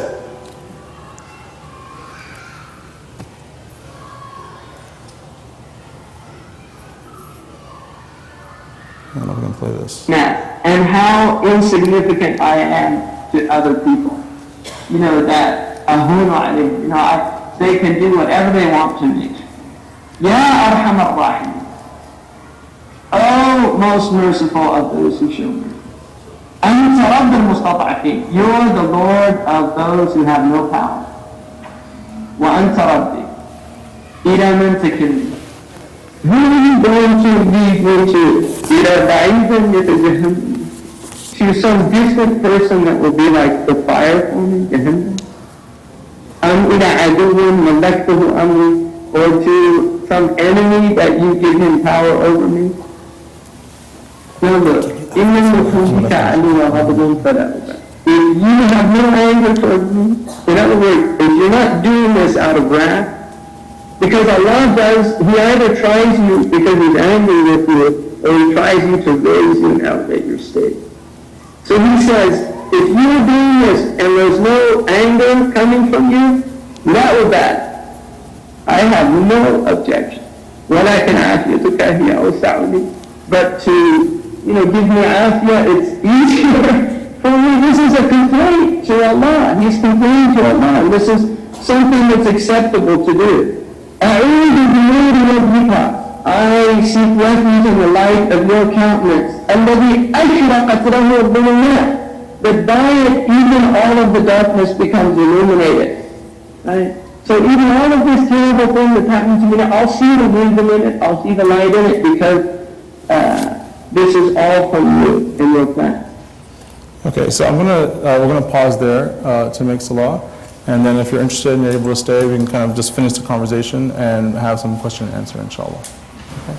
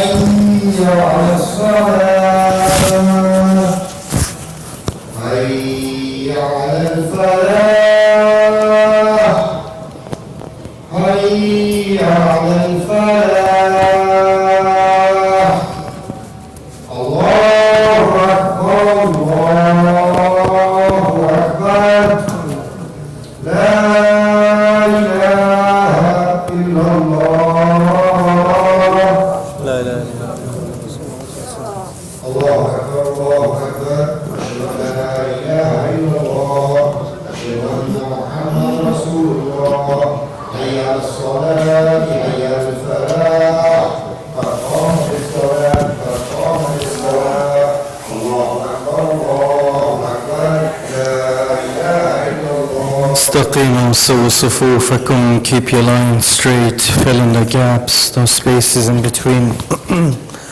Allahu Akbar.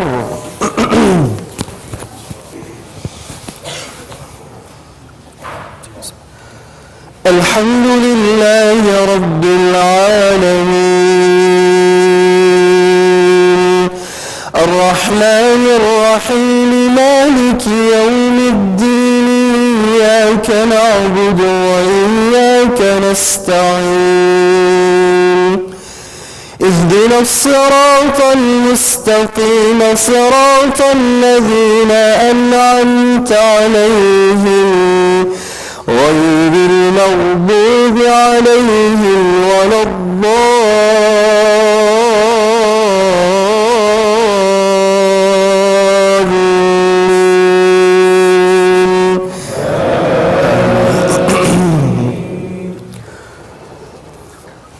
والضحى والليل إذا سجى ما ودعك ربك وما قلى وللآخرة خير لك من الأولى ولسوف يعطيك ربك فترضى ألم يجدك يتيما فآوى ووجدك ضالا فهدى ووجدك عائلا فأغنى فأما اليتيم فلا تقهر وأما السائل فلا تنهر وأما بنعمة ربك فحدث الله أكبر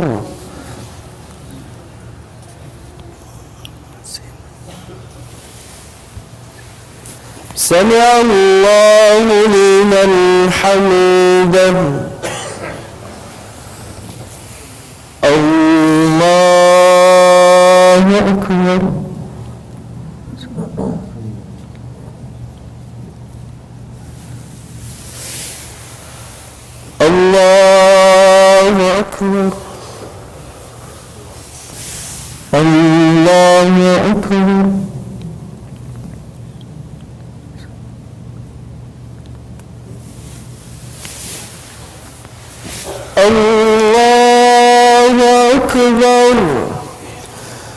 الحمد لله رب العالمين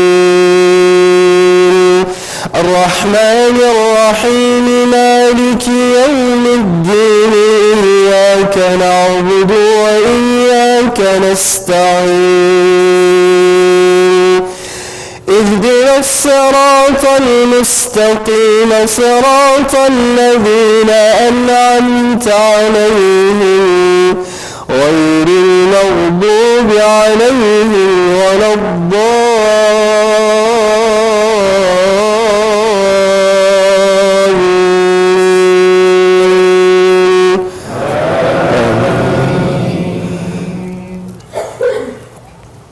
ألم نشرح لك صدرك ووضعنا عنك وزرك الذي أنقض ظهرك ورفعنا لك ذكرك فإن مع العسر يسرا إن مع العسر يسرا فإذا فرغت فانصب وإلى ربك فارغب الله أكبر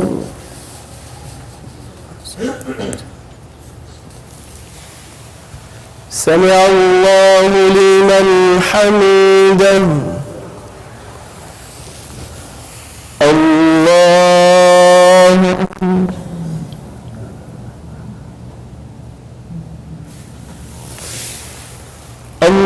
الله أكبر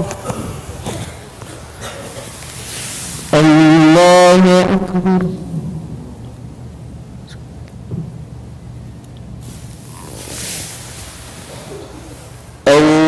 الله أكبر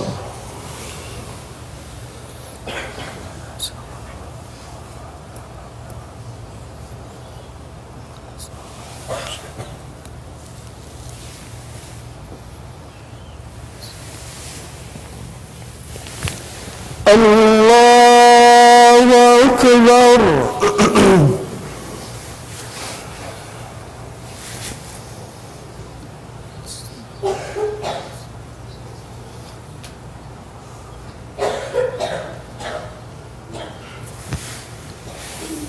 الله أكبر سمع الله لمن حمده الله أكبر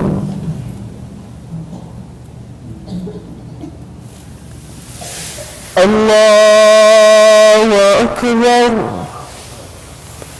الله أكبر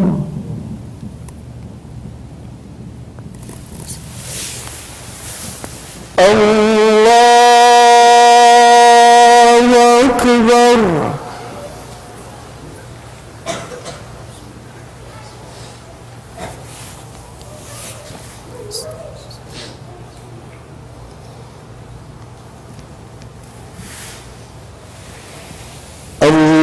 الله أكبر سمع الله لمن حمده الله أكبر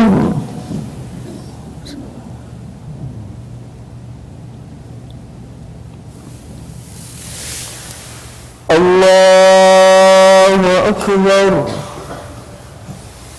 الله أكبر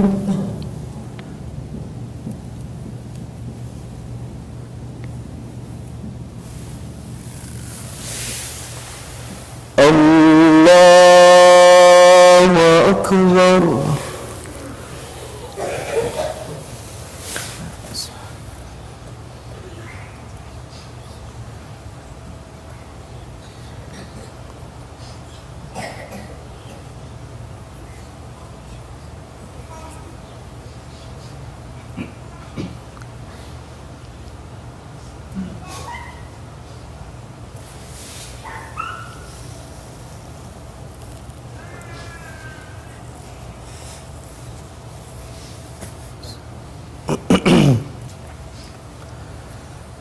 السلام عليكم ورحمة الله. السلام عليكم ورحمة الله. استغفر الله. اللهم أنت السلام منك السلام تبارك وتعالى. اللهم أعنا.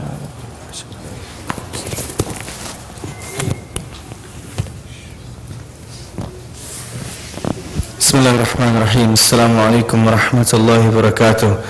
Inshallah, immediately after the Sunnah prayers, we will continue the program, the revelation with Dr. Meraj Mohiuddin, inshallah. So I request the brothers and sisters to stay and participate for the program. Inshallah, the second part and Q&A is left, so inshallah it will be continued immediately. Jazakumullah khair. Assalamu alaikum.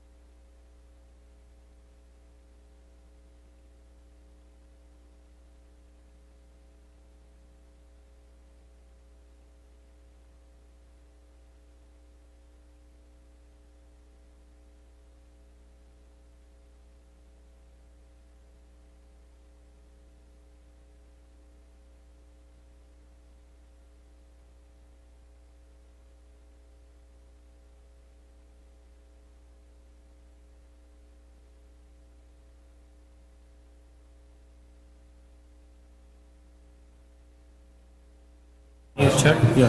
Make sure it's not on mute. So basically, one get done.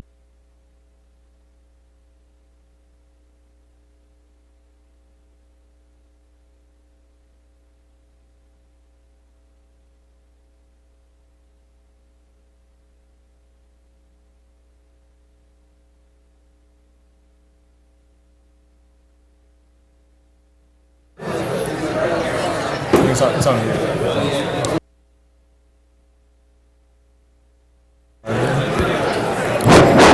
That's working. Assalamu alaikum. Can please everyone have a seat? We're going to have some time for question answer.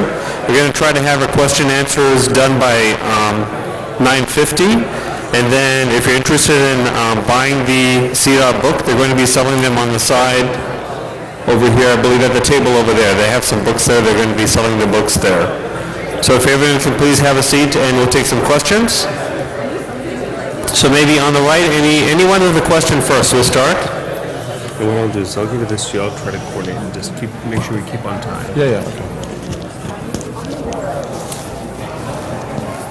Okay, well, for those of you who are still here, I appreciate that. You know, usually I try to squeeze this in an hour and a half, so squeezing in an hour becomes very challenging because there's just so much I want to say. And one thing I want to clarify is that I hope you don't misconstrue my urgency with a feeling of being down and out on this stuff, where this is heavy and serious, because honestly, this is like the most beautiful topic to study. When people want to like kind of get into the tradition, there's so many different avenues you can take. You can start learning Quranic Arabic, or you can start with Hadith. But the truth of the matter is, for most of the companions, they fell in love with the Prophet ﷺ first and foremost. And so I tell people, why not start with the Seerah? Because you don't need any prerequisite for it. You don't need to know Arabic and morphology. You don't need to know Hadith. You just have to have a beating heart. You know, literally. And a lot of these companions, that's all they had. It was actually beating against the Prophet, but they spent time with him, and then you slowly fall in love. So I hope, you know, if I'm not smiling enough, you know, one of my favorite attributes of the Prophet is they said that no one smiled more than the Prophet of Islam. So we should be happy, and we should be happy because we're in love. SubhanAllah, it's like an amazing thing, like what happens when you start falling in love with this person, and start the love you start having for other people and so forth. So I don't in any way misconstrue that, you know, we're down and out, or this is tough, and this is serious, and, you know, haram, haram, haram. That's not what this is about. But there is definitely a sense of urgency, because I have good news and bad news for us. The bad news is that we're back in early Mecca again. Right? What was early Mecca about? Wealth inequality, destruction of tribal ethic, right? Tearing families apart, the growth of individualism. That's what's happening in America right now. So the bad news is we're in the first quarter again. The good news is we're in the first quarter again. Because there's an opportunity to prove our commitment to the Prophet by playing all 4 quarters of the game, or at least die trying. So there's so much more that we can talk about right now, but I think maybe what we can do is I'll stop myself, and maybe if there are any questions, I can entertain some questions. I'm happy to answer anything about the book, or personally about myself, or the story, or the process, or so forth.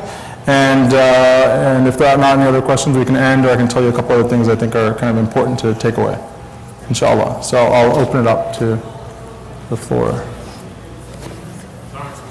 I really liked your insight into the, you know, Black Lives Matter and relating it to the Prophet of Islam's life.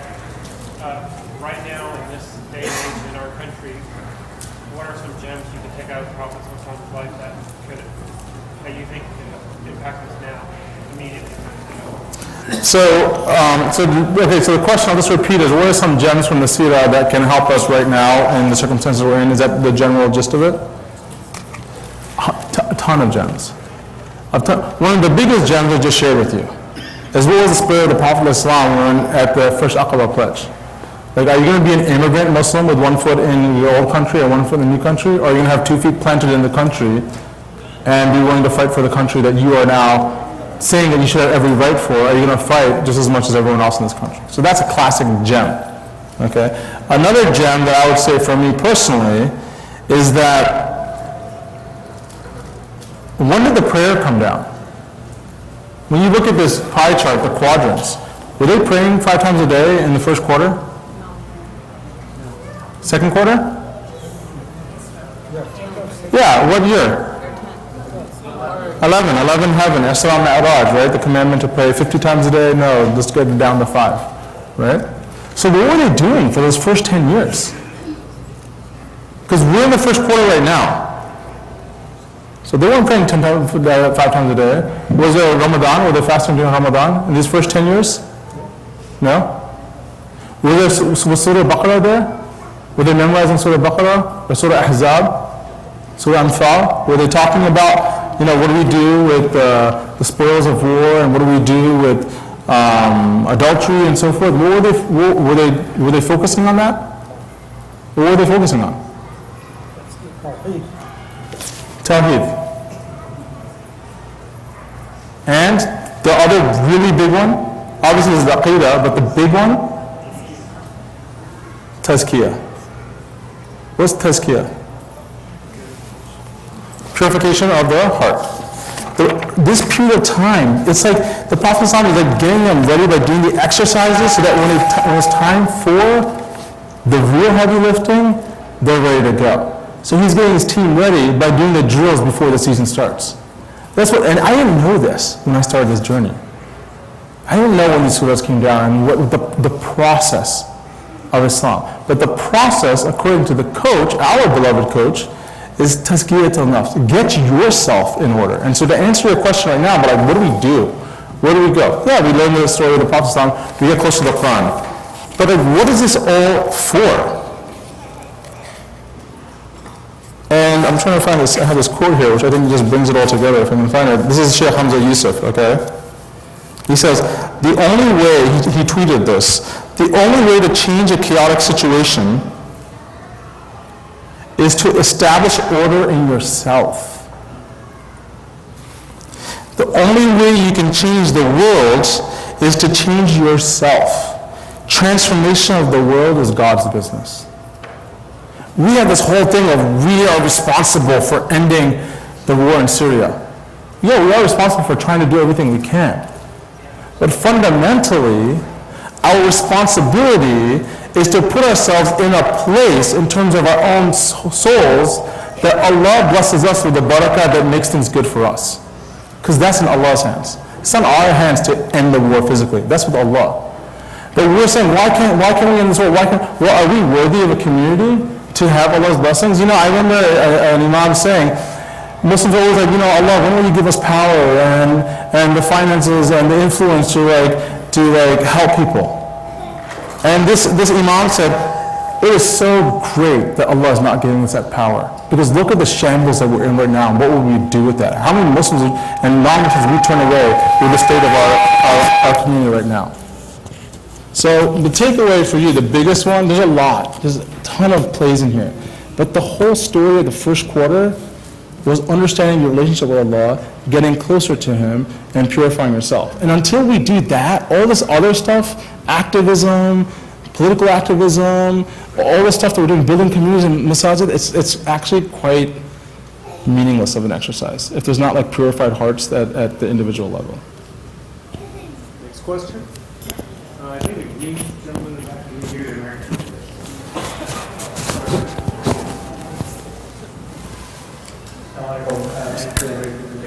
In your research, which book or the series of books did you benefit from the most? Or which is the most comprehensive series? So the question is, which book is the most comprehensive? So I'll answer that in a couple of ways. So I think Martin Lee's book is a great departure point because it's just very dense and very complete, but that's not the first book I tell people to read. When people are stressed for time and there's hey, how do I just get a quick thing? I say, go read a book by either Tariq Ramadan, The Footsteps of the Prophet, or go read Karen Armstrong's book on the Prophet named Muhammad. Okay? Great book. Karen Armstrong's book is a great book. I don't think any other person really helps explain what Jahiliya Arabia was the way she does so succinctly. Even Raza Aslam, who it sounds like you guys had here recently, I would say Raza Aslam, regardless of whatever views he has, he is by far, in my eyes, the best and the most beautiful writer we have in our community right now. This is by far the most talented writer. His book, No God But God, is a very powerful book that helps you kind of start contextualizing stuff. Now, just to explain the way this book works, This book is basically the way, do you remember that picture I showed you of, this picture right here? So this is like, you'll see Sheikh Hamza Satni here, you'll see the sealed nectar, Rahiq al-Maktoum, which a lot of people know. Adil Salahi is a British journalist who wrote an amazing book on the life of the Prophet. Montgomery Watt, who a lot of people don't know, just an incredible amount of work, like understanding the sociology and the economics behind the Seerah. So basically this book, essentially, the way I can describe this to you is like, imagine an orchard and each tree is a book. I went in, for 13 years, I went to each tree in the orchard and plucked out all the best fruit. And then I put it in a basket, because I always said, I just want to know the best stuff and have the most complete understanding. So I just spent like 13 years in the orchard plucking the fruit. And I put in this book. And it's, just so you understand what this book is about, you can't just take people's fruit for free. So this book is actually a host of legal contracts to keep this together. That say, look, we're going to, to get permissions to like, can we take your best stuff and excerpt? Because otherwise people will be like, well, they're not going to read my book. So it's actually a complicated process. There's a whole team that went to putting this together. So I put all this fruit in a basket, and then I realized, you know what? Even that's not enough for us, because a lot of people look at the basket and like, that's going to take a lot of work to eat it. So then I went back to the basket, and for the last 5 years, I've just been slicing the fruit and arranging it perfectly, so there's no excuse for you to get to the Prophet ﷺ. So the way the book is designed is, like I told you, for example, we have, the Q-year system. I walk you through the whole thing that we just did, right? And then if you see along the side of the book right here, do you see these tabs on the side? So you can pick any year, year 10, which says year 10 right here, and we're going to talk about what are we going to talk about in year 10? Year of sadness. So that's how the book is arranged. So you'll always confine yourself along the side because the book is there. Now the book also has like 90 figures that help explain what happened in the Seerah and the way you can understand. And then every time you see these yellow boxes right here, I'll tell you what's happening. And then I'll ask, see, here's the thing. I really want you to have this. I really want you to have this. Because I really love you guys. And I know the Prophet ﷺ loves you. And he wants you to have this. And the companions are rooting for you. Now, a lot of times when you're studying this material, it gets complicated, or it gets kind of heavy, or you might have a question that you want to ask, but you're kind of embarrassed to ask, or maybe it didn't occur to you, and by the time it occurs to you, the class is over. So what I do is not only do I try to present the story to you, but I ask the questions that are burning in your ears or are important for you to know. So on this page I just opened up, we're talking about Uhud, and I said, how is the Quran reversing the tradition of retaliation? It's an important question to ask, because pre-Islamic Arabia is all about retaliation, eye for eye. So what I do is I ask these questions, and I take all the best cut fruit and I present it to you, and I say, well, this is what Raza Aslan has to say about this. This is what Tariq Ramadan has to say about it. So anywhere you go, how did the Muslims perform the prayer of fear? Well, let's see what Adil Salahi has to say about it. Let's see what Sheikh Hamza Yusuf has to say about it. So my goal is to say not only what happened, but most importantly, why is this important for us? And so that's what I do, is I take all of these books right here that you see above you and all the best parts of it, is present it to you. And the final thing that I'll say, and this is just because I told you that the companions are one of the most important parts of the Seerah, this is the glossary in the back, 350 plus companions. Now I'll tell you this, as the author of the book, I know you're not going to flip to the glossary while you're reading. How do I know that? Because I'm the author of the book and I'm going to flip to my own glossary, because it's just too exhausting, right?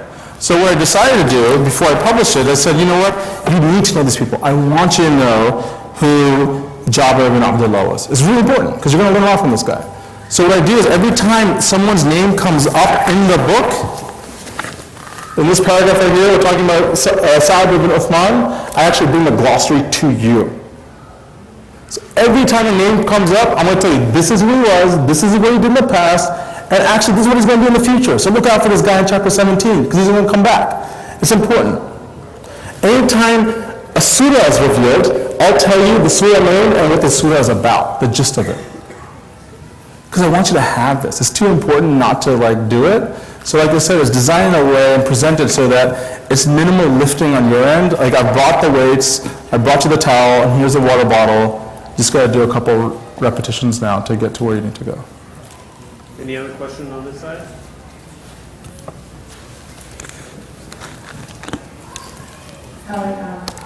So I think I can really appreciate the breadth of organizers and all the information you have here. I was wondering, I have two questions for you. First, as you've traveled and talked to different communities and heard about how people are getting together and using this as a resource for their health and Dars, what is the best way we can approach the book as we're studying in the Seerah?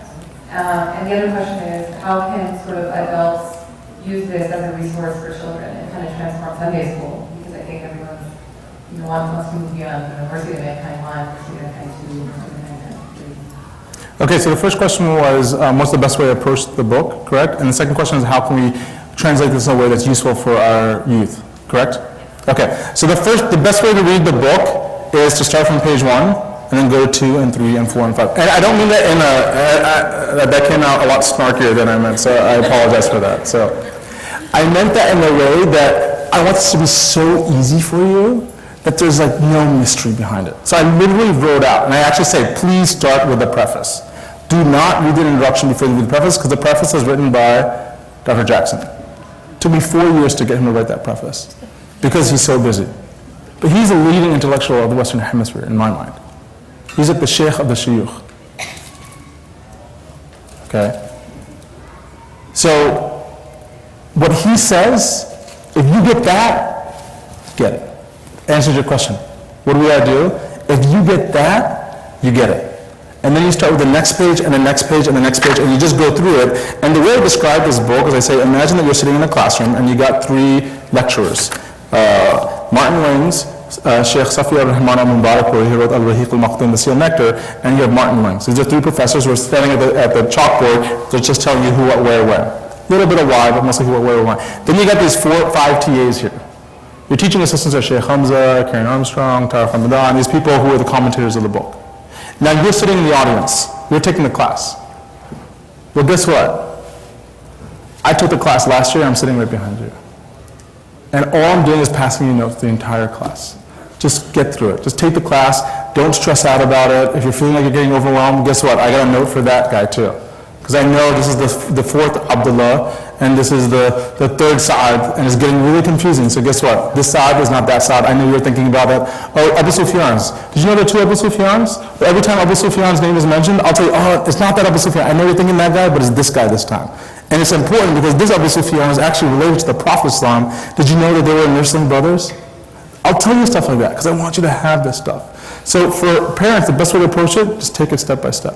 Okay, step 1. Step 2, anytime the Quran is mentioned, and I tell you, Surah Anfal is revealed here, just stop and go read Surah Anfal. The goal is not to go to the Quran, the goal is to let the Quran come to you in this organic way, that you can grow with it. Because when you read Surah Nuh, like we just looked at, it's going to be a whole lot more powerful if you're in the first quarter reading Surah Nuh than if you read it before you get into the game. So that's the first step, okay? So that's how I recommend reading it. And you don't have to believe everything that's in here. I present the information. You know, there's some stuff, there are disagreements about the Seerah. The Seerah is not like Hadith or Quran, where everyone has a complete consensus on this stuff. And we can talk about that later, which is why I specifically block off, this is what this person is saying. You can take it or leave it if you want, but think about it and go talk to a scholar. So do it if you can, and you are able to do it with a teacher, I recommend doing it with a teacher. Okay, I was talking to Ansa Tamara Gray. She's teaching the book for her class, and even she said, you know what, I really love this book, but I really recommend you telling people to start it with a teacher so they know, okay, this is legit, this part, it's like a 40% consensus, not a 60% consensus. So if you have that ability to do it. Form groups, okay, because the growth and the story of transformation was not an individual story. No one did it on their own. Everyone was doing it with their companions, was doing it with someone else. So I highly recommend you form a study group and do it together. Because I guarantee you, if you're not having a period of loneliness, you can't contribute to the conversation, there's going to be a friend of yours who's like, starts crying while you're studying. And you're like, what's going on? She said, I can't get past year 10. Why can't you get past year 10? Well, this is what happened to me last year. And it's like heavy stuff. It's not, life is not pretty. It's heavy stuff. And it's raw. And when you get authentic with people, that's where the Quran starts coming to life for you. Because the Quran starts becoming authentic for you. So I'd say share that story with other people. Now when it comes to children, we're developing a curriculum, and a lot of schools are developing curriculums to teach this to kids. But I'll tell you this, and I mean this with my heart, the best way to teach this to the kids is to be the change that this book is going to be to you. That's going to be the most powerful way to teach it to the children. And I believe that. A lot of times I'll hand this to, and parents will be like, oh, this is amazing, I can't wait to give it to my son. I'm like, no, you got to be the change. You got to be Muhammad to your son.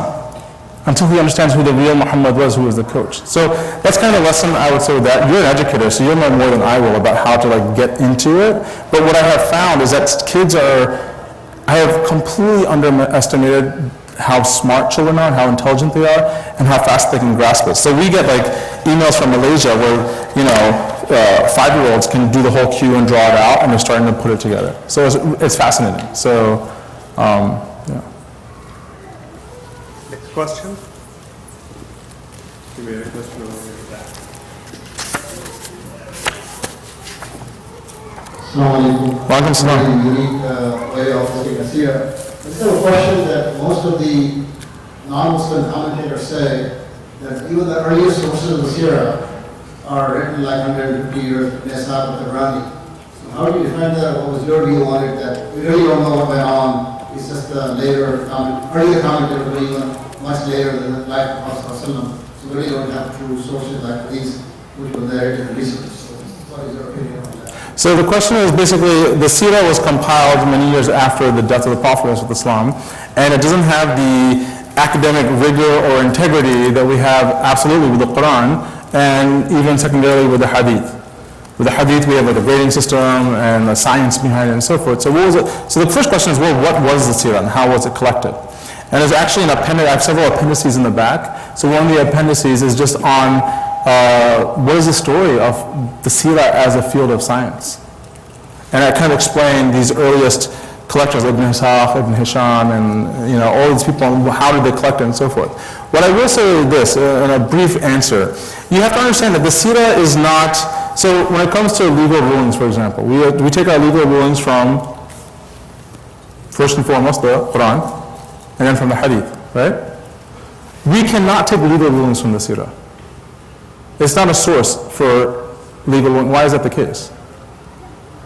Because what happened is, as the Seerah is being collected, the intention of these biographers was as one, there's a really good book by, it'll come to me in a second, but it talks about the science of it. Their goal, the biographers, was just to cast the widest net possible and get as many stories as possible and get them before the stories disappeared. Okay? So they weren't necessarily traveling and verifying every source perfectly the way Imam al-Bukhari was doing it. You see what I'm saying? So, and for that reason, the Seerah can't be as perfectly, have the same integrity when it comes to legal rulings than everything else. So for that same reason, you'll see different opinions on when things happened or what happened. Classic example is the issue of the satanic verses, which you get into in year 5, in Surah Najm. Or another classic example is, I said the Isra happened in year 11, because 11 realms of heaven. Well, there's some commentators that say the Isra happened in year 5 or 4. So it's kind of interesting that we do have some of this, and you have to approach the Seerah with this understanding that there is a level of small uncertainty with that. Okay? Especially in the Meccan period, because there's so few Muslims who are recording what was happening. By the time we get to the Medinan period, there are so many people watching what's happening that it's almost impossible to start making stuff up. Because if someone's made something up, you have like 10,000 people say that absolutely didn't happen. I was there at Tabuk, that didn't happen. Because there are so many eyewitnesses to that event. So as you move along, you get more and more, which is why we know so much more. The amount of information, if you look at like Martin Lings, for example, 3/4 of the book is Mecca, even though it's a smaller period of time, and only like a quarter is 3/4 is Medina, only about a quarter is Mecca, because we just don't have that much information about it, because it was further back in time, there are less people to record it. But the overall arching story is, that all being said, I know more about him than I know about my dad, and I can take that to the bank. If you look at Christians, I used to study, a lot of times I'd be at Starbucks or the Coffee Bean and Tea Leaf, like working on my book through the years, and I'd be studying, and I'd have different books, and I'd have this book open, this and that, and I'd look around, and you know who was around me? Christians studying the Bible. It was like amazing, and like it was all tabbed up and stuff, right? Unfortunately, Christians, and they only have about 2 pages on Jesus. Peace be upon him. But they've created 400 pages out of it, and people are memorizing that. We have 400 pages about the Prophet ﷺ, of which we know it's very, very accurate, and most of us don't even know 2 of those pages. So, my point being is that, yes, it's not perfect, like the Hadith. But we know more about this person in detail than any other person in human history, very exactly, because there's so much consensus about the vast majority of the stuff that happened. So, Next question?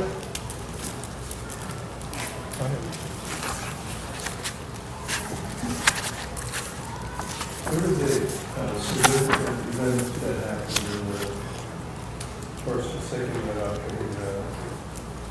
That's just before the first fast of Ramadan. The Quraysh used to follow a lunar solar. I can't hear it, I'm sorry. Quraysh used to follow a lunar solar year.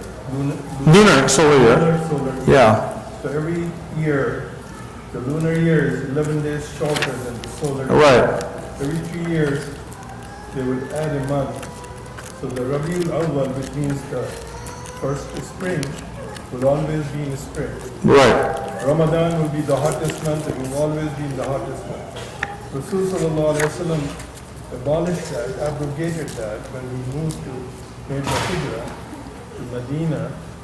Said no, we will follow the pure lunar calendar. right, And that happened to be just before Ramadan, and Ramadan was the hottest month. right. And the hottest month is our month of fasting. So I think that is addressed in this. So, did people hear the question? The question basically is this, is that the Arabs used to follow a lunar calendar, right? Before we follow right now, and it was called Ramadan, and all this.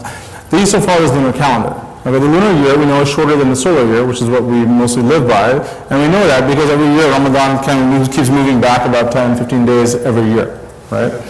11 days. So, the issue is this, and this is what the Arabs used to do, and this is what he mentioned. So actually, in one of my appendices is on the sciences here. I actually have another appendix which talks about exactly, really important. It says, Appendix A is a note on the uncertainty of dates. And what happens is, one of the reasons why there's uncertainty is because the Arabs used to play with their calendar. Because how nice it would be if you can just add an extra month in, so you can always have like some event in a certain time of the year. They're trying to make a lunar year a solar calendar. Does that make sense? See, I'll read this. The problem is not with the historians, but with the pre-Islamic Arabs who used to insert an extra month in the year to keep their lunar months in sync with the solar calendar. The worst part of this system is that they purposely tampered with the timing of the 4 sacred months, which are 1, 7, 11, and 12, in which warfare and plundering were strictly forbidden. By purposely inserting extra months into their calendar, the Arabs would effectively delay the sacred month and attack unsuspecting tribes with impunity.